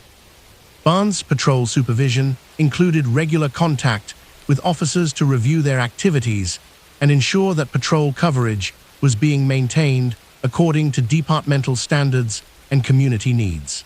His supervisory approach emphasized mentoring and professional development, helping officers develop the skills and judgment that were necessary for effective community policing. The overnight supervisory duties also included administrative responsibilities such as reviewing reports, coordinating with other shifts, and maintaining communication with department headquarters about ongoing investigations and community concerns that might affect patrol operations. Barnes completed much of this administrative work during the quiet periods between supervisory activities, when he could focus on the detailed documentation that supported effective police operations. The relationship between overnight supervisors and patrol officers had been developed to provide support and guidance while maintaining the operational flexibility that was necessary for effective patrol coverage during unpredictable overnight conditions. Barnes had learned to balance close supervision with appropriate independence, ensuring that officers received the support they needed while developing the professional confidence that was essential for effective police work. The overnight shift at Riverside Precinct represented more than simply extended patrol coverage.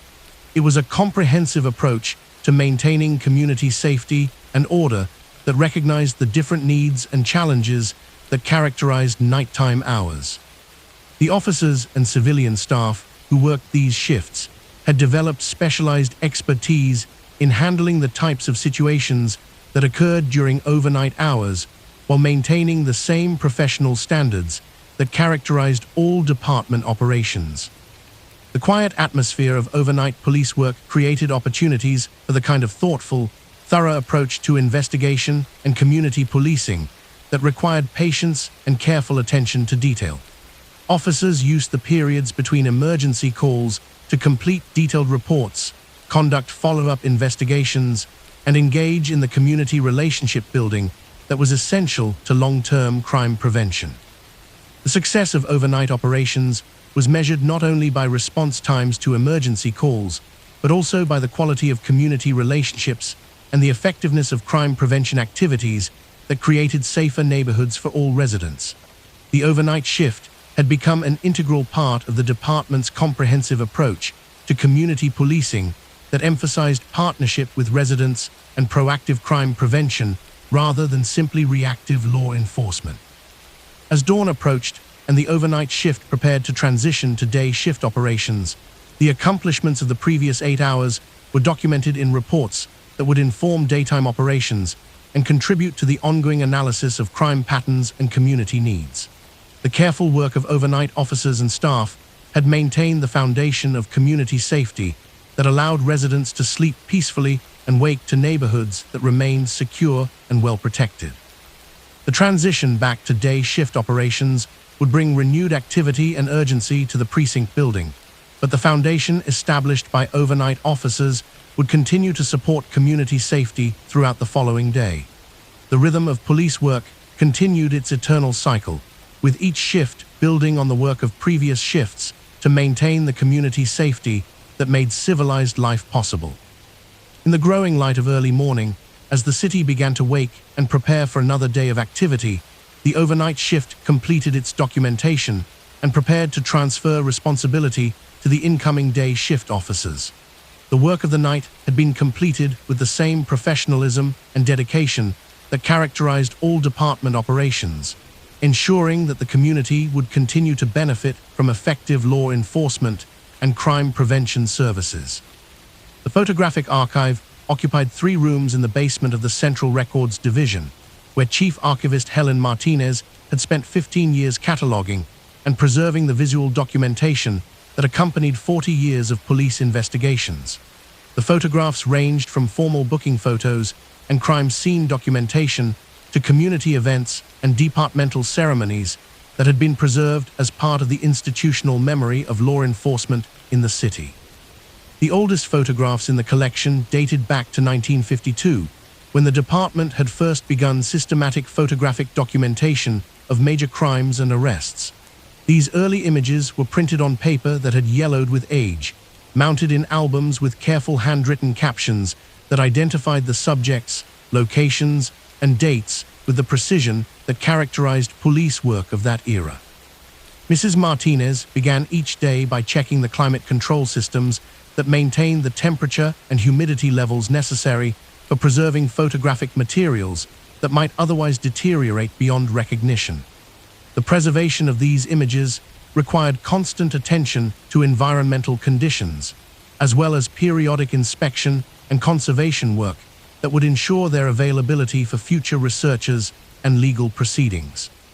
The crime scene photographs from the 1950s and 1960s had been taken with large format cameras that produced images of exceptional clarity and detail, though the black and white film of that era created a kind of formal dignity that transformed even the most troubling scenes into documents that seemed more like historical artifacts than evidence of human tragedy.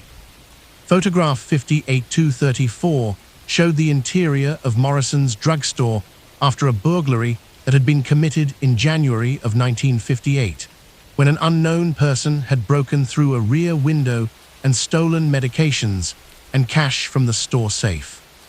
The image captured the meticulous chaos that characterized many crime scenes, with drawers pulled open and papers scattered across the floor, but also with an underlying order that suggested the perpetrator had been searching for specific items rather than simply vandalizing the property. Detective William Foster, who had investigated the Morrison's drugstore case, had requested that the photographer document not only the obvious signs of the break-in, but also the subtle details that might provide clues about the perpetrator's methods and motivations.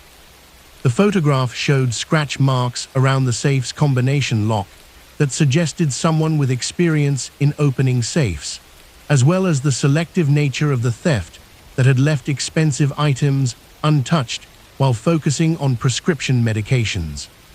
The case had been solved 3 weeks later when the same pattern of selective theft had been identified at pharmacies in 2 neighboring towns, leading to the arrest of Harold Chen, a former pharmacy employee who had been stealing medications to support his own addiction while also selling drugs to other users. The investigation had revealed the complex relationship between drug addiction and property crime that would become increasingly common in later decades. Mrs. Martinez had created a cross-reference system that allowed researchers to locate photographs not only by case number and date, but also by subject matter, investigative techniques, and historical significance. This system had proved invaluable for researchers studying the evolution of police work and the changing nature of crime over the decades covered by the archive. The domestic violence case photographs from the 1960s reflected the different social attitudes and investigative approaches that had characterized law enforcement during that period, when such incidents had often been treated as private family matters rather than criminal behavior requiring aggressive prosecution. The photographs from these cases had been taken primarily to document injuries rather than to preserve evidence for court proceedings, reflecting the limited legal options that had been available to victims of domestic violence. Photograph 64156 showed Mrs. Elena Santos in the emergency room of City Hospital, where she had been treated for injuries that she had initially claimed were the result of falling downstairs at her home. The formal pose and institutional setting of the photograph reflected the medical rather than criminal approach that had typically been taken to domestic violence cases during that era. Detective Robert Johnson, who had followed up on the hospital report, had eventually determined that Mrs. Santos had been assaulted by her husband during an argument about household finances. However, the legal and social resources available for addressing domestic violence had been extremely limited, and the case had been resolved through counseling and informal agreements rather than criminal prosecution.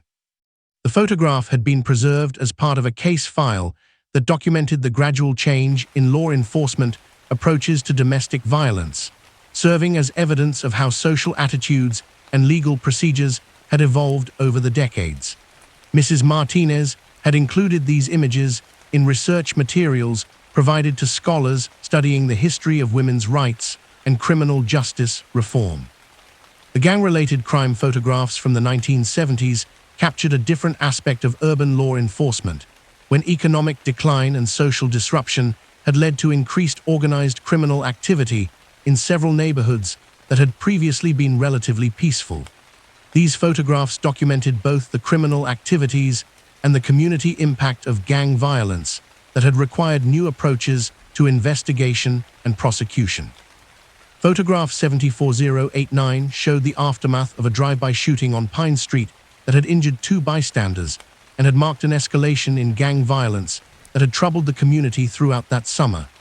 The image captured not only the physical evidence of the shooting, but also the crowd of residents who had gathered to observe the police investigation, their faces reflecting the fear and anger that had characterized community response to the increasing violence.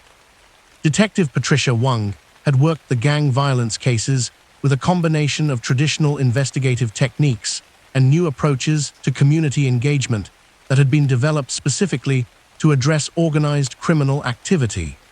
Her investigation had required cooperation from community members who had initially been reluctant to provide information due to fear of retaliation from gang members. The successful prosecution of the Pine Street shooting case had been achieved through the patient development of community trust and the careful protection of witnesses who had been willing to testify about gang activities. The photograph had become part of training materials used to teach new officers about the importance of community relationships in investigating organized crime. The missing person case photographs from the late 1970s reflected the increased social mobility and family disruption that had characterized American society during that period, when traditional family structures had been changing and young people had been leaving home under circumstances that their families found difficult to understand or accept. Photograph 78267 showed 16-year-old Michael Rodriguez on the day he had disappeared from his family's home in the Riverside district, leaving behind only a note saying that he was going to find a better life in California. The formal school portrait that had been provided by his parents captured the serious expression of a teenager who had been struggling with family expectations and personal dreams that had seemed impossible to reconcile. Detective Harold Foster had conducted an extensive search for Michael Rodriguez that had involved coordination with law enforcement agencies throughout the western United States. The investigation had revealed the complex network of runaway shelters, youth organizations, and informal support systems that had developed to assist young people who had left home under various circumstances. Michael had been located 6 months later in San Francisco, where he had been living in a youth hostel and working part-time jobs while attempting to enroll in art school. The resolution of the case had involved extensive family counseling and mediation that had helped Michael and his parents develop better communication and mutual understanding about his educational and career goals. The drug-related crime photographs from the early 1980s documented the emergence of crack cocaine as a major factor in urban crime, creating new challenges for law enforcement and community safety that had required comprehensive approaches combining enforcement, treatment, and social services. Photograph 82145 showed the interior of an apartment on Oak Street that had been used as a crack house, where multiple arrests had been made during a coordinated raid that had involved both narcotics officers and community policing specialists. The image captured the deteriorated conditions that had characterized properties used for drug trafficking, but also the evidence of family life that had indicated children had been living in the dangerous environment. Detective Lisa Chen had worked the crack house investigations as part of a comprehensive approach that had combined enforcement actions with social services designed to protect children and assist adults who had been struggling with addiction. Her investigation had revealed the complex relationship between drug trafficking and family breakdown that had affected entire neighborhoods during the height of the crack epidemic. The successful closure of the Oak Street crack house had been achieved through a combination of arrests, property seizures, and community organizing that had helped residents reclaim their neighborhood from drug trafficking organizations. The photograph had been used in community education programs that had helped residents understand their role in preventing drug-related crime. The economic crime photographs from the mid-1980s reflected the increasing sophistication of white-collar criminal activity, when advances in computer technology and financial systems had created new opportunities for fraud and embezzlement that had required specialized investigative expertise. Photograph 85234 showed the computer equipment that had been seized from the office of Riverside Financial Services, where an elaborate scheme had been discovered involving the manipulation of customer accounts and the creation of false investment opportunities. The image captured both the high-tech equipment that had been used to commit the crimes and the traditional paper records that had been necessary to document the financial transactions. Detective William Barnes had investigated the Riverside financial case with assistance from federal authorities and computer specialists who had helped him understand the technical aspects of the fraud scheme. The investigation had required months of detailed analysis of financial records and computer data that had eventually revealed the systematic theft of hundreds of thousands of dollars from client accounts. The successful prosecution of the Riverside financial case had been achieved through the careful preservation and analysis of both electronic and paper evidence, demonstrating the importance of adapting investigative techniques to address new forms of criminal activity. The photograph had become part of training materials used to educate officers about white-collar crime investigation. Mrs. Martinez had observed that the photographs from different decades reflected not only changes in criminal activity, but also evolution in investigative techniques, social attitudes, and community expectations about the role of law enforcement.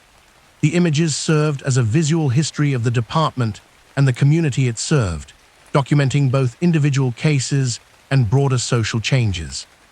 The traffic accident investigation photographs from throughout the archive period showed the development of increasingly sophisticated techniques for analyzing vehicle crashes and determining responsibility for accidents that had resulted in injury or death. These photographs had been particularly important for court proceedings where technical evidence was necessary to establish liability. Photograph 67078 showed the intersection of Main and Oak Streets after a collision between two vehicles that had resulted in serious injuries to both drivers. The image had been taken from multiple angles to document the positions of the vehicles, the condition of the roadway, and the traffic control devices that had been present at the time of the accident. Officer Jennifer Martinez had investigated the traffic accident using measurement and photography techniques that had been relatively new to the department at that time. Her careful documentation had been essential to the legal proceedings that had determined responsibility for the accident and had established precedents for future traffic investigations. The success of the traffic accident investigation had demonstrated the importance of thorough photographic documentation for complex cases involving technical evidence and expert testimony. The photograph had been used in training programs that had helped officers develop skills in accident investigation and evidence preservation. The community event photographs that were interspersed throughout the crime-related images provided context for understanding the broader relationship between the police department and the citizens it served. These images documented everything from neighborhood watch training sessions to youth programs and community celebrations that had involved police participation. Photograph 73156 showed Officer Michael Chen presenting a bicycle safety award to 10-year-old Sarah Foster at a community event in Riverside Park. The image captured the positive relationships between police officers and community members that had been an essential component of effective law enforcement throughout the department's history. The community policing programs that had been documented in these photographs had been particularly important during periods when crime rates had been high and community trust in law enforcement had been strained. The images served as reminders that effective police work required ongoing engagement with citizens rather than simply reactive enforcement activities. Mrs. Martinez had created special albums for community event photographs that had been used in department recruitment materials and public relations activities. These images helped demonstrate the department's commitment to community service and positive police-citizen relationships. The civil rights era photographs from the 1960s documented the department's role in maintaining order during social protests, while also protecting the constitutional rights of citizens to express their political views. These images had captured both the tensions and the professional restraint that had characterized law enforcement during a period of significant social change. Photograph 68089 showed police officers monitoring a civil rights demonstration on the courthouse steps, where community members had gathered to protest discriminatory practices in local businesses and government agencies. The image captured the careful balance between maintaining public safety and respecting protesters' rights that had characterized the department's approach to civil rights activities. Sergeant Robert Foster had supervised police response to civil rights demonstrations with an approach that had emphasized protection of constitutional rights while maintaining community safety. His leadership had been essential in preventing the kind of violent confrontations between police and protesters that had occurred in other cities during the same period. The successful management of civil rights demonstrations had been achieved through careful planning, community dialogue, and professional restraint by officers who had understood the importance of protecting constitutional rights, even when they were being exercised in ways that created challenges for law enforcement. The photographs had become part of training materials used to teach officers about constitutional law and crowd control. The arson investigation photographs from throughout the archive period showed the development of increasingly sophisticated techniques for determining the causes of fires and identifying cases where arson had been committed. These investigations had often required coordination with fire department specialists and insurance investigators. Photograph 79123 showed the remains of the Riverside warehouse after a fire that had been determined to be the result of arson committed for insurance fraud purposes. The image captured both the extensive damage caused by the fire and the specific burn patterns that had provided evidence of the deliberate nature of the blaze. Detective Patricia Wung had investigated the warehouse arson case with assistance from fire department arson specialists who had helped her understand the technical evidence that indicated the fire had been deliberately set. The investigation had revealed a complex insurance fraud scheme that had involved multiple properties and several participants. The successful prosecution of the warehouse arson case had been achieved through the careful analysis of burn patterns, financial records, and witness testimony that had demonstrated both the deliberate nature of the fire and the insurance fraud motive. The photographs had been essential evidence in court proceedings that had resulted in significant prison sentences for the conspirators. The photographs in the archive represented more than just documentation of individual crimes. They were a comprehensive visual record of the community's development and the ongoing effort to maintain safety and order through professional law enforcement. Each image had been carefully preserved not only for its evidentiary value, but also for its historical significance in documenting the evolution of police work and community life. Mrs. Martinez had worked with local historians and criminal justice researchers to make selected photographs available for academic research and public education programs that had helped citizens understand the history and development of their community. These research projects had demonstrated the value of preserving police records as historical documents rather than simply as administrative files. The conservation work that Mrs. Martinez performed on deteriorating photographs had been essential for ensuring their continued availability for legal and historical purposes. This work had included not only environmental protection, but also specialized treatments for images that had been damaged by age, improper storage, or chemical deterioration. Digital preservation project that Mrs. Martinez had initiated in the late 1980s had begun the process of creating electronic copies of the most historically significant photographs, ensuring that the images would remain available even if the original materials continued to deteriorate. This project had been particularly important for photographs from the 1950s and 1960s that had been printed on paper that was particularly susceptible to chemical breakdown. The photographic archive had become a unique resource for understanding not only the history of crime and law enforcement in the city, but also the broader social and economic changes that had shaped community life over several decades. Researchers had used the collection to study everything from urban development patterns to changes in family structure and social behavior.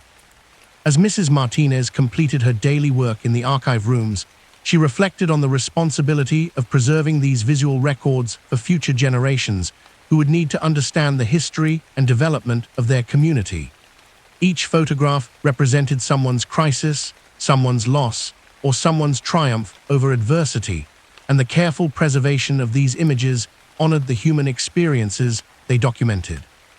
The quiet atmosphere of the archive rooms provided an appropriate setting for reflection on the human stories that were preserved in the photographs, from the victims of crimes who had sought justice through the legal system to the officers who had dedicated their careers to protecting and serving their community.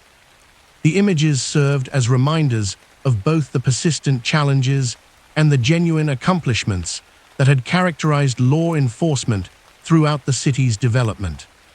In the gentle light of the archival storage areas, surrounded by the careful organization that preserved decades of visual documentation, Mrs. Martinez understood that her work was about more than simply maintaining old photographs. She was preserving the collective memory of a community and ensuring that the lessons learned through years of police work would be available to guide future officers and citizens in their ongoing effort to create a safer and more just society. Welcome to the 8th chapter of Crime Stories for Sleep. Tonight we walk through the streets themselves, where old stories have settled into the landscape like sediment in a riverbed. Here, in the gentle geography of urban memory, we discover how crimes become part of a city's biography, woven so completely into its fabric that they transform from disturbances into elements of its eternal story. The intersection of Main Street and Riverside Avenue had been the site of the Morrison Bank robbery in 1963, an event that had marked the end of an era when such crimes had been conducted with a kind of formal courtesy that seemed almost quaint by contemporary standards. The bank building still stood on the northwest corner, though it had been converted to office space in the early 1980s when the financial institution had moved to a larger facility in the modern commercial district. Dr. Patricia Chen, who had established her dental practice in the former bank building in 1987, often paused to consider the history of the space where she now worked, particularly when patients commented on the impressive vault door that had been preserved as an architectural feature in her reception area. The massive steel door, with its intricate mechanical locking system, served as a tangible reminder of the building's previous function and the dramatic events that had unfolded within its walls nearly 3 decades earlier. The bank robbery had been committed by Thomas Morrison, no relation to the numerous other Morrisons who appeared throughout the city's police records, who had entered the building on a Tuesday morning in March wearing a suit and tie and carrying a briefcase that contained nothing more threatening than a handwritten note, requesting that the teller provide him with the contents of the cash drawer. The investigation had revealed that Morrison had been a bookkeeper for a local manufacturing company who had been embezzling funds to support his gambling habit and had turned to bank robbery when his thefts had been discovered. Detective William Foster had investigated the Morrison bank robbery with the methodical approach that had characterized his 30-year career with the department. The case had been solved within 48 hours when Morrison had been identified through fingerprints found on the note he had handed to the teller and had been arrested at his home without resistance or attempt at flight. The resolution of the Morrison case had been handled with the kind of personal attention that had been possible in an era when the city had been smaller and crime had been less frequent. Detective Foster had worked with Morrison's family and employer to arrange restitution for both the bank robbery and the embezzlement that had preceded it, allowing Morrison to avoid a lengthy prison sentence while ensuring that all victims had been compensated for their losses. Dr. Chen had learned about the bank's history from Detective Foster himself, who had become a patient at her practice in the early 1990s and had enjoyed sharing stories about the building's past during his dental appointments. These conversations had provided her with a perspective on the neighborhood's development that had enhanced her appreciation for the continuity between past and present that made urban life rich with accumulated meaning. The Riverside Elementary School on Oak Street had been the site of the Henderson incident in 1975, when a disturbed parent had entered the building with a handgun during a dispute about his child's academic progress. The incident had been resolved without violence through the patient intervention of Principal Margaret Wang and Officer Jennifer Martinez, who had worked together to convince the man to surrender his weapon and accept the counseling services that had been needed to address his emotional problems. Principal Wang, who had continued to lead the school until her retirement in 1990, had often reflected on the Henderson incident as an example of how community institutions could work together to address crises that threatened the safety and well-being of children.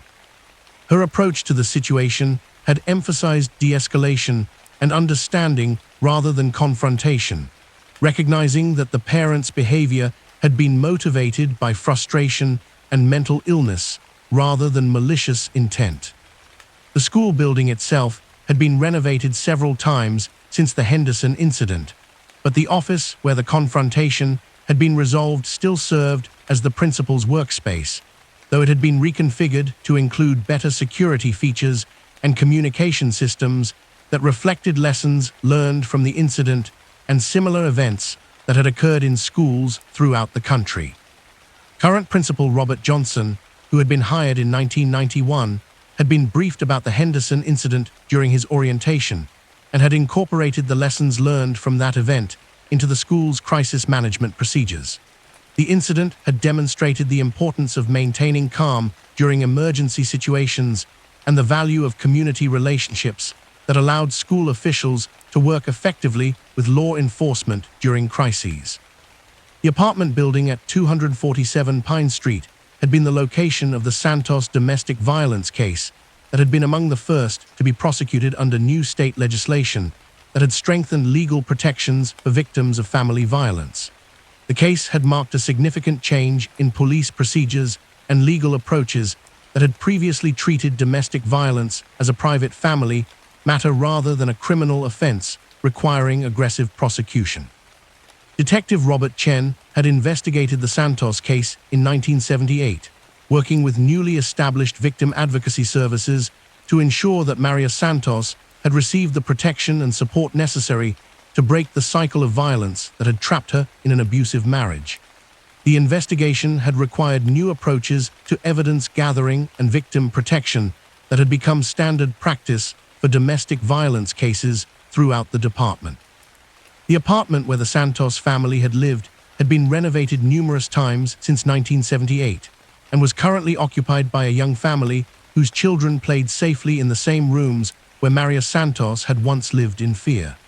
The transformation of the space from a site of violence to a place of family security represented the kind of positive change that effective law enforcement and social services could create in individual lives. Maria Santos had eventually become a victim's advocate herself, working with the police department and court system to provide support for other women who were experiencing domestic violence. Her transformation from victim to advocate had demonstrated the potential for healing and empowerment that could result from appropriate intervention and support services.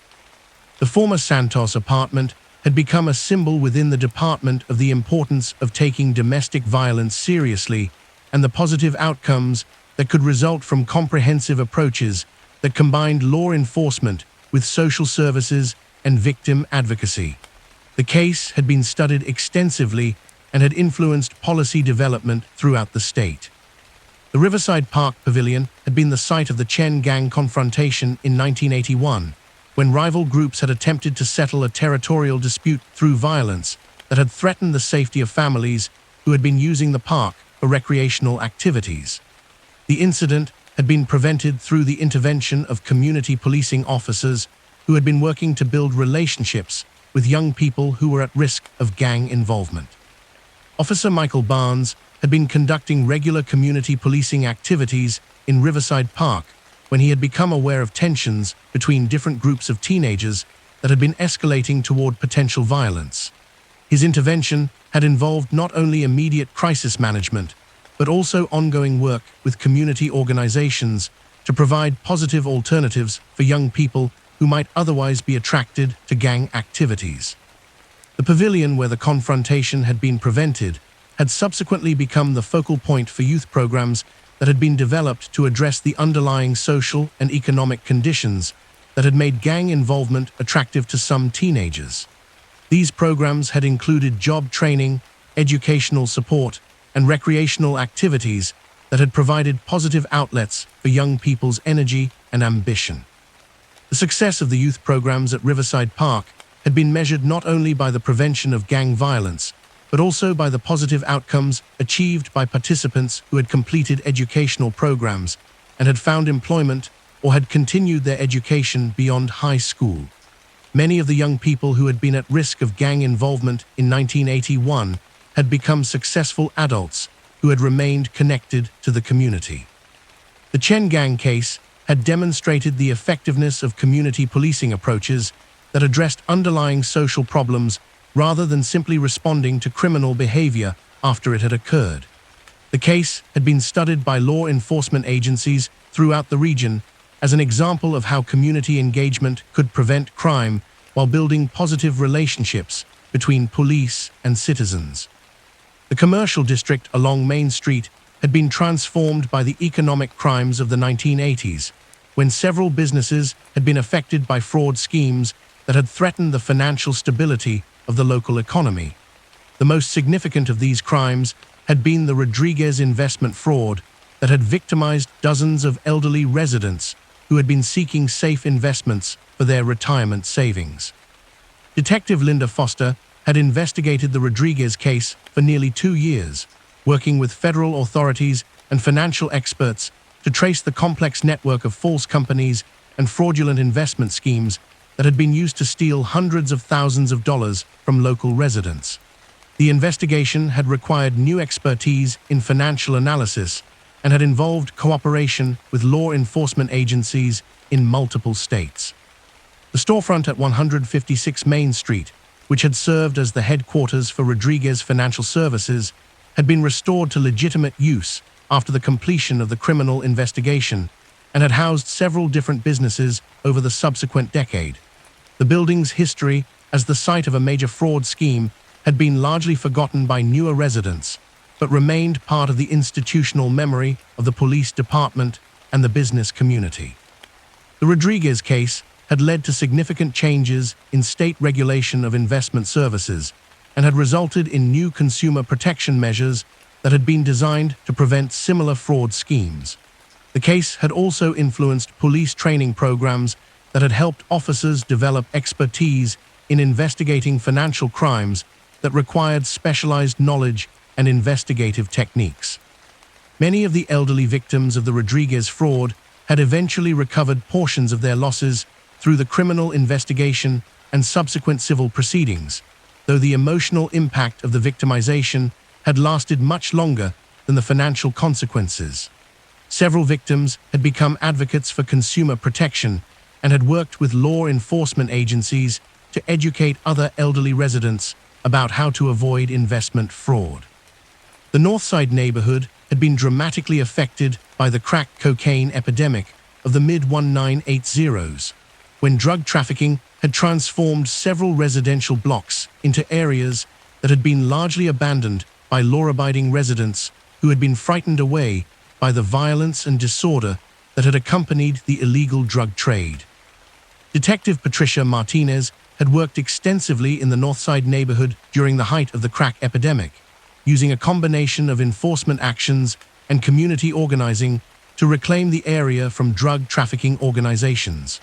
Her work had required close cooperation with community residents who had been willing to provide information and support for law enforcement efforts despite the personal risks involved.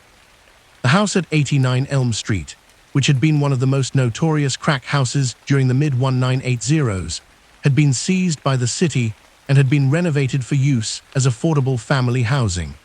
The transformation of the property from a center of drug activity to a source of stable housing for working families had symbolized the broader recovery of the Northside neighborhood from the damage caused by the crack epidemic. The community organizing efforts that had been essential to the recovery of the Northside neighborhood had been led by residents like Mrs. Elena Chen, who had organized neighborhood watch groups and had worked with police to identify and address drug trafficking activities. These efforts had required considerable courage from residents who had faced potential retaliation from drug dealers who had been displaced by increased law enforcement activity.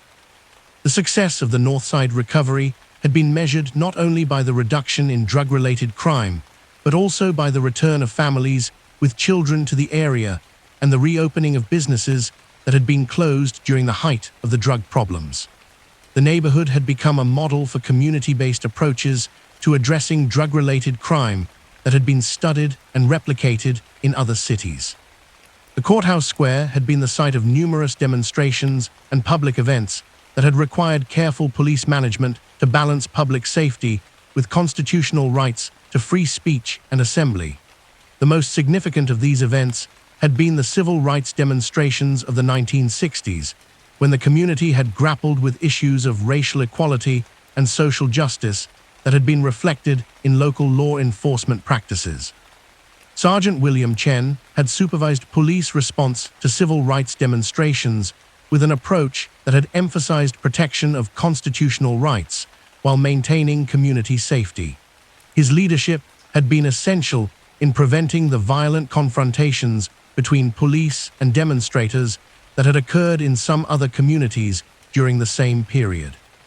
The courthouse steps where many civil rights demonstrations had been held had subsequently been the site of numerous other peaceful gatherings, including community celebrations, political rallies, and memorial services that had demonstrated the public space's continued importance as a center for civic life.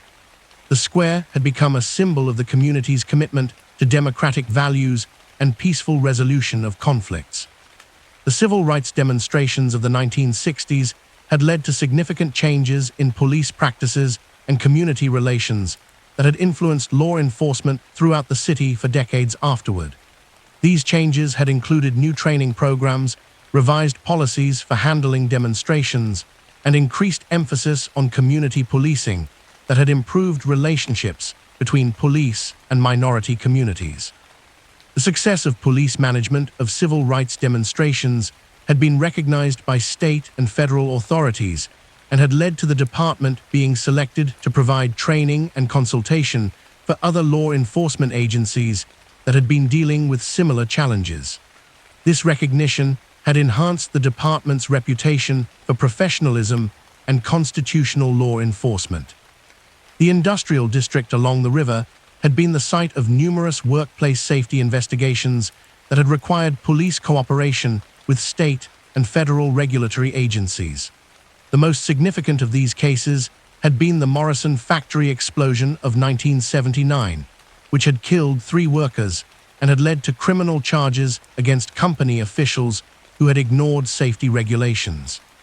Detective Harold Johnson had investigated the Morrison factory case in cooperation with federal workplace safety investigators, working to determine whether the explosion had been the result of criminal negligence or simply an industrial accident. The investigation had required expertise in industrial processes and safety regulations that had been beyond the scope of traditional police training. The factory building that had been damaged in the 1979 explosion had been rebuilt with improved safety features and had continued to provide employment for local residents throughout the 1980s and 1990s. The site had become a symbol of the importance of workplace safety and the responsibility of employers to protect their workers from preventable hazards. The Morrison factory case had led to significant changes in state workplace safety regulations and had resulted in increased cooperation between law enforcement and regulatory agencies in investigating industrial accidents that might involve criminal conduct. The case had also influenced police training programs that had helped officers develop expertise in investigating complex cases that required specialized technical knowledge. The successful prosecution of the Morrison factory case had resulted in significant criminal penalties for company officials and had led to civil settlements that had provided compensation for the families of workers who had been killed in the explosion. The case had demonstrated the importance of holding employers accountable for workplace safety violations that resulted in serious injuries or deaths. The waterfront area along the riverside had been developed for recreational use during the 1970s, but had previously been the site of criminal activities that had taken advantage of the area's isolation and limited police patrol coverage. The most significant of these crimes had been the 1974 assault case that had led to increased security measures and improved lighting throughout the waterfront park. Officer Sandra Foster had investigated the 1974 waterfront assault case, working with park officials and community groups to develop safety improvements that would prevent similar incidents while maintaining the area's accessibility for legitimate recreational use. The investigation had revealed that the isolated location had been selected by the perpetrator specifically because of the limited likelihood of police patrol or citizen observation. The waterfront park had subsequently been redesigned to include improved lighting, better sight lines, and regular police patrols that had made it one of the safest recreational areas in the city. The transformation of the waterfront from a site of criminal activity to a popular family destination had demonstrated the effectiveness of environmental design in preventing crime. The success of the waterfront safety improvements had been measured by the absence of serious crimes in the area and by the increased use of the park by families and individual citizens who felt secure in using the facilities during both daytime and evening hours. The area had become a model for crime prevention through environmental design that had been studied by urban planners and law enforcement agencies. The waterfront assault case had also led to the development of victim services programs that had provided counseling and support for people who had been affected by violent crimes. These programs had become an integral part of the department's approach to addressing the long-term consequences of criminal victimization. The highway interchange at the eastern edge of the city had been the site of numerous traffic investigations that had required coordination between local police and state highway patrol officers. The most complex of these cases had been the 1983 multi-vehicle accident that had involved questions of criminal responsibility and had required extensive accident reconstruction to determine the causes of the collision.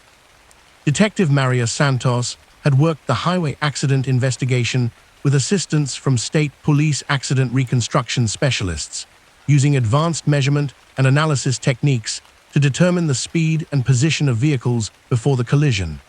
The investigation had revealed that one of the drivers had been intoxicated and had caused the accident through reckless driving that had endangered multiple innocent victims. The highway interchange had subsequently been redesigned to include improved safety features and better traffic control devices that had reduced the frequency and severity of accidents at the location. The engineering improvements had been based partly on lessons learned from the 1983 accident investigation and had demonstrated the value of comprehensive approaches to traffic safety. The successful prosecution of the drunk driving case that had caused the 1983 accident had resulted in significant criminal penalties for the intoxicated driver and had contributed to broader public awareness campaigns about the dangers of drunk driving.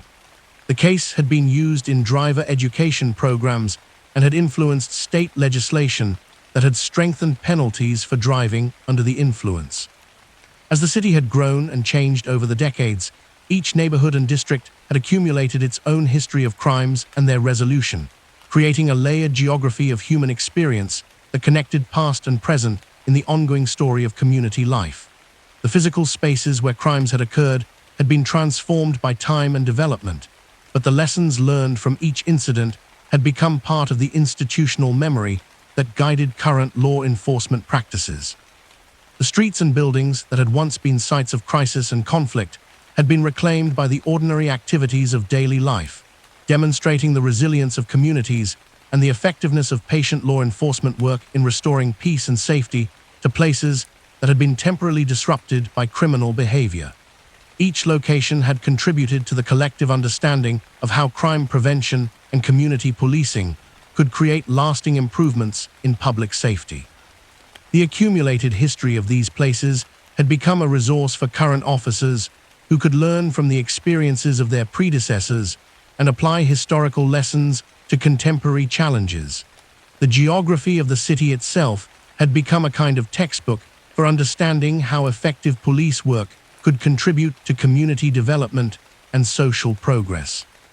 In the quiet evening hours, when the streets settled into their peaceful rhythms and the buildings held their memories like secrets, the city continued its eternal process of transformation, creating new stories while preserving the wisdom that had been gained through decades of patient work to maintain the safety and order that made civilized life possible. The final filing cabinet in Section Z of the Central Records Archive had been installed in December of 1991, marking the completion of the expansion project that had taken 3 years to complete and had created storage space that was expected to serve the department's needs well into the 21st century. Records Administrator Catherine Walsh had supervised the installation with the same meticulous attention to detail that had characterized her 18 years of managing the archive system. The cabinet itself was identical to the hundreds of others that lined the corridors of the basement archive, but its position at the end of the final row gave it symbolic significance as the repository for cases that would mark the transition between the department's established history and its future development. Mrs. Walsh had reserved this cabinet for cases that demonstrated the evolution of police work and the continuing adaptation of law enforcement to changing social conditions. Case 9018892, the first file placed in the final cabinet, documented the successful resolution of a computer crime that had required Detective Sarah Chen to develop expertise in emerging technologies that would become increasingly important to future investigations. The case had involved unauthorized access to the city's financial computer system by a teenager who had used his home computer and telephone modem to penetrate security systems that had been designed for an earlier era of data processing. Detective Chen had worked with computer specialists from the state police and federal authorities to trace the unauthorized access and identify the perpetrator, using investigative techniques that had been unknown to previous generations of police officers. The successful resolution of the case had demonstrated both the challenges and the opportunities created by rapidly advancing technology. The teenage perpetrator, Michael Foster, had been motivated more by curiosity than criminal intent, exploring computer systems to demonstrate his technical skills rather than to steal money or cause damage. The resolution of the case had emphasized education and community service rather than punishment, recognizing that Foster's technical abilities could be channeled into positive contributions to society. The Foster computer case had been selected for the final cabinet because it represented the kind of technological challenges that would increasingly characterize police work in the coming decades, requiring officers to develop new skills and adapt traditional investigative approaches to address crimes that had been impossible in earlier eras. Detective Chen had included detailed documentation of the investigative techniques used in the Foster case, creating a resource that would be valuable for training future officers who would encounter similar technological crimes. Her report had emphasized the importance of understanding both the technical and human aspects of computer-related criminal behavior. Case 919001, filed shortly after the Foster case, documented the conclusion of a long-term investigation into organized drug trafficking that had required coordination between multiple law enforcement agencies and had demonstrated the effectiveness of comprehensive approaches to addressing complex criminal enterprises.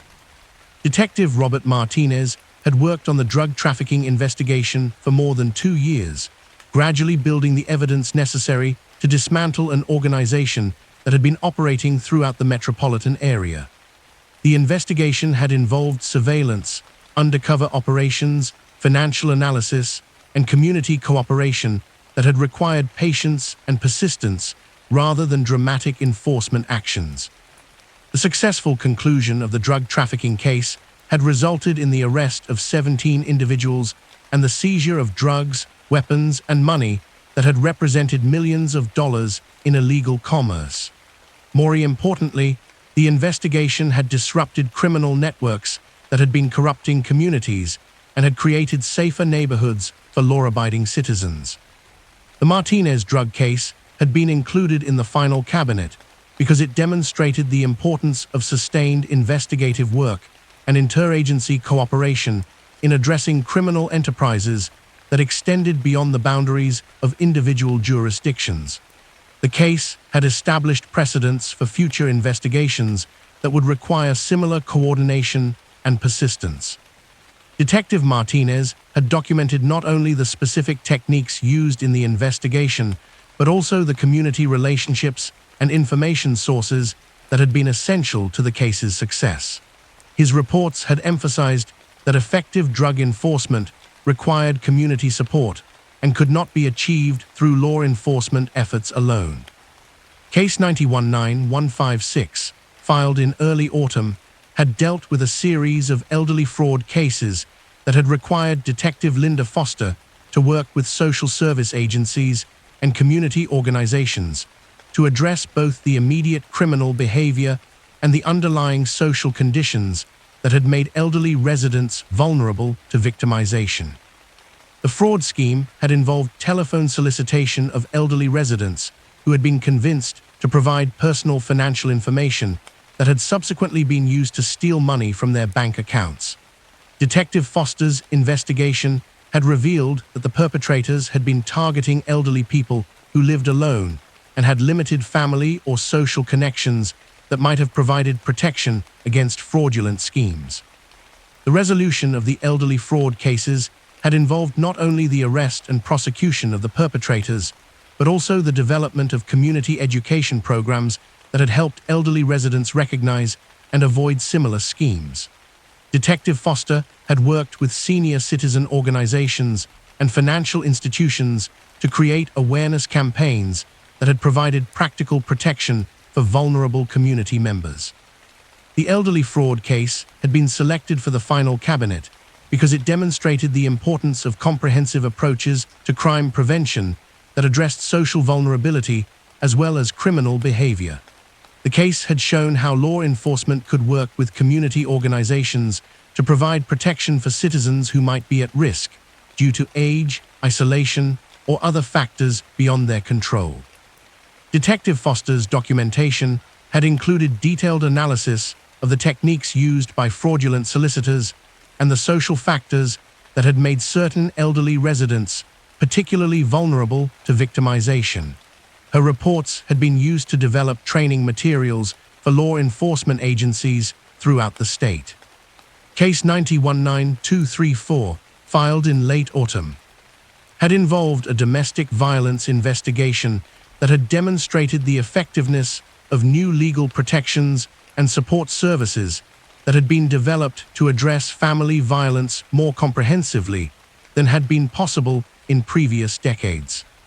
Detective Patricia Wang had worked the domestic violence case with victim advocates and social service providers to ensure that the victim had received the protection and support necessary to break the cycle of violence that had threatened her safety and that of her children. The investigation had utilized legal tools and community resources that had not been available to earlier generations of officers who had dealt with similar situations. The successful resolution of the domestic violence case had resulted not only in the prosecution of the perpetrator, but also in the victim's successful transition to independent living with ongoing support services that had provided long-term safety for her family. The case had demonstrated how coordinated community response could address domestic violence more effectively than law enforcement action alone. The domestic violence case had been included in the final cabinet because it represented the evolution of law enforcement approaches to family violence that had occurred over several decades of policy development and community organizing. The case had shown how changes in law, social services, and community attitudes could create more effective protection for vulnerable family members. Detective Wang's reports had documented both the specific investigative techniques used in the case and the community resources that had been essential to the victim's safety and recovery. Her documentation had been used to train new officers in the comprehensive approaches that had proven most effective for domestic violence cases. The final case, filed in 1991, Case 919567, had involved a community policing initiative that had successfully prevented crime through proactive engagement with residents in a neighborhood that had been experiencing increasing problems with youth crime and social disorder. Officer Michael Barnes had worked with community residents to develop recreational and educational programs for young people who had been at risk of involvement in criminal activities.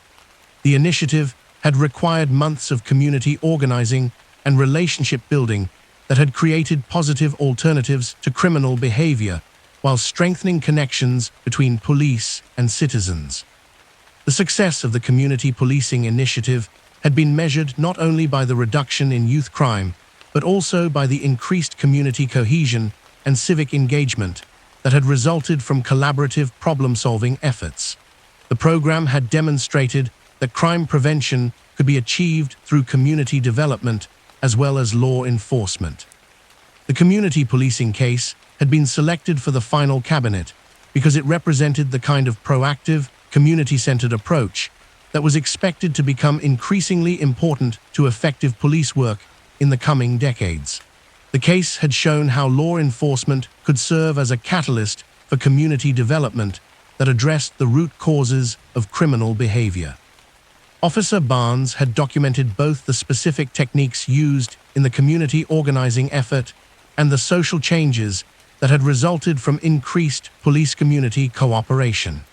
His reports had been used to develop training materials for community policing programs throughout the region. Mrs. Walsh had completed the filing of Case 919567 on December 31, 1991, marking the end of a year that had seen significant development in police techniques and community relationships.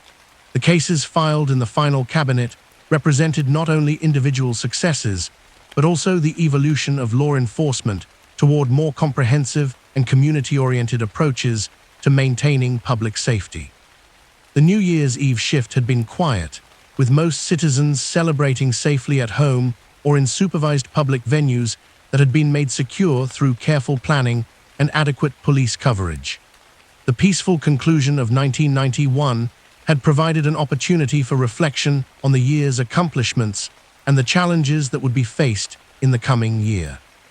Sergeant Jennifer Martinez had supervised the New Year's Eve shift with the same professional attention to detail that had characterized her approach to all police operations throughout her 15 years with the department. The successful management of New Year's Eve celebrations had required coordination between patrol officers, traffic controllers, and community organizations that had ensured public safety while allowing citizens to enjoy their festivities. The quiet hours after midnight had provided time for the completion of reports and the review of activities that would inform planning for future special events. The documentation created during New Year's Eve operations had become part of the institutional knowledge that would guide similar operations in subsequent years. Detective Harold Foster had used the quiet New Year's hours to complete his review of cases that had been resolved during 1991, analyzing patterns and outcomes that would inform investigative priorities for the coming year. His analysis had shown consistent improvement in case clearance rates and community satisfaction with police services, indicating that the department's emphasis on thorough investigation and community engagement had been producing positive results. The statistical summary that Detective Foster had prepared had documented not only the number of cases closed, but also the quality of resolutions achieved and the long-term outcomes for victims, offenders, and communities affected by criminal behavior. The analysis had shown that comprehensive approaches to case resolution had produced better outcomes than simple arrest and prosecution procedures.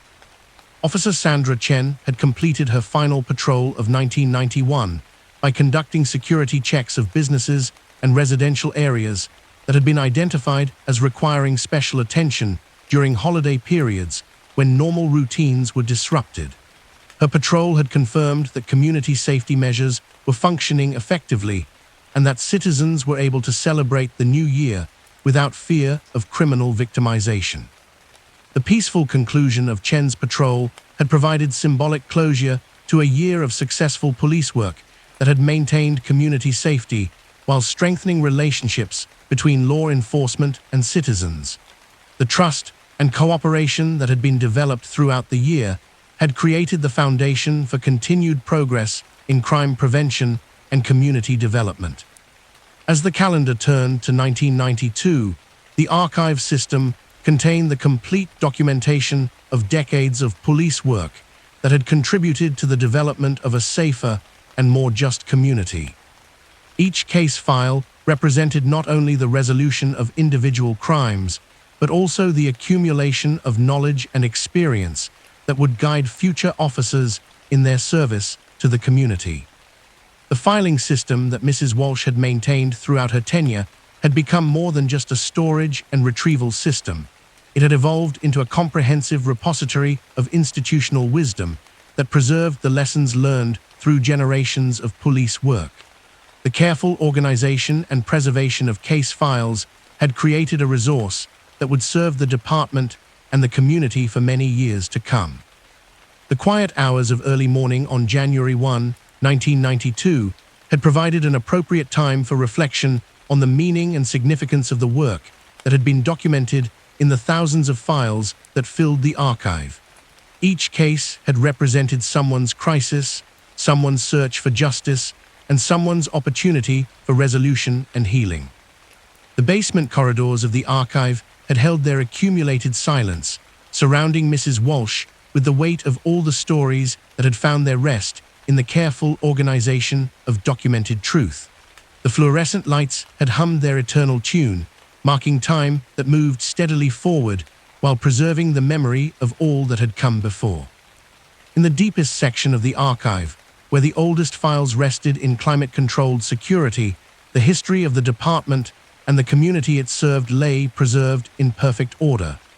Each generation of officers had contributed to this accumulation of experience and wisdom, building upon the work of their predecessors while adapting to new challenges and opportunities. The final filing cabinet waited to receive the cases that would mark the beginning of a new era in law enforcement, when technological advances and social changes would create new types of crimes and new approaches to investigation and prevention. But the fundamental principles that had guided effective police work throughout the department's history would continue to provide the foundation for future success. Mrs. Walsh had turned off the lights in the archive and had locked the security doors that protected the accumulated documentation of 40 years of police work. The files would rest through the night and into the future, holding their stories in patient silence until they were needed by officers, researchers, or citizens who sought to understand the history and development of their community. In the darkness of the archive, surrounded by thousands of case files that documented the eternal human struggle between order and chaos, the final cabinet waited to receive the stories that had yet to be written. Each future case would add to the accumulated wisdom and experience that made effective police work possible, continuing the endless process of learning and adaptation that characterized the best traditions of law enforcement. The city above the archive settled into the peaceful rhythms of early morning, secure in the knowledge that dedicated officers continued their vigilant protection of community safety.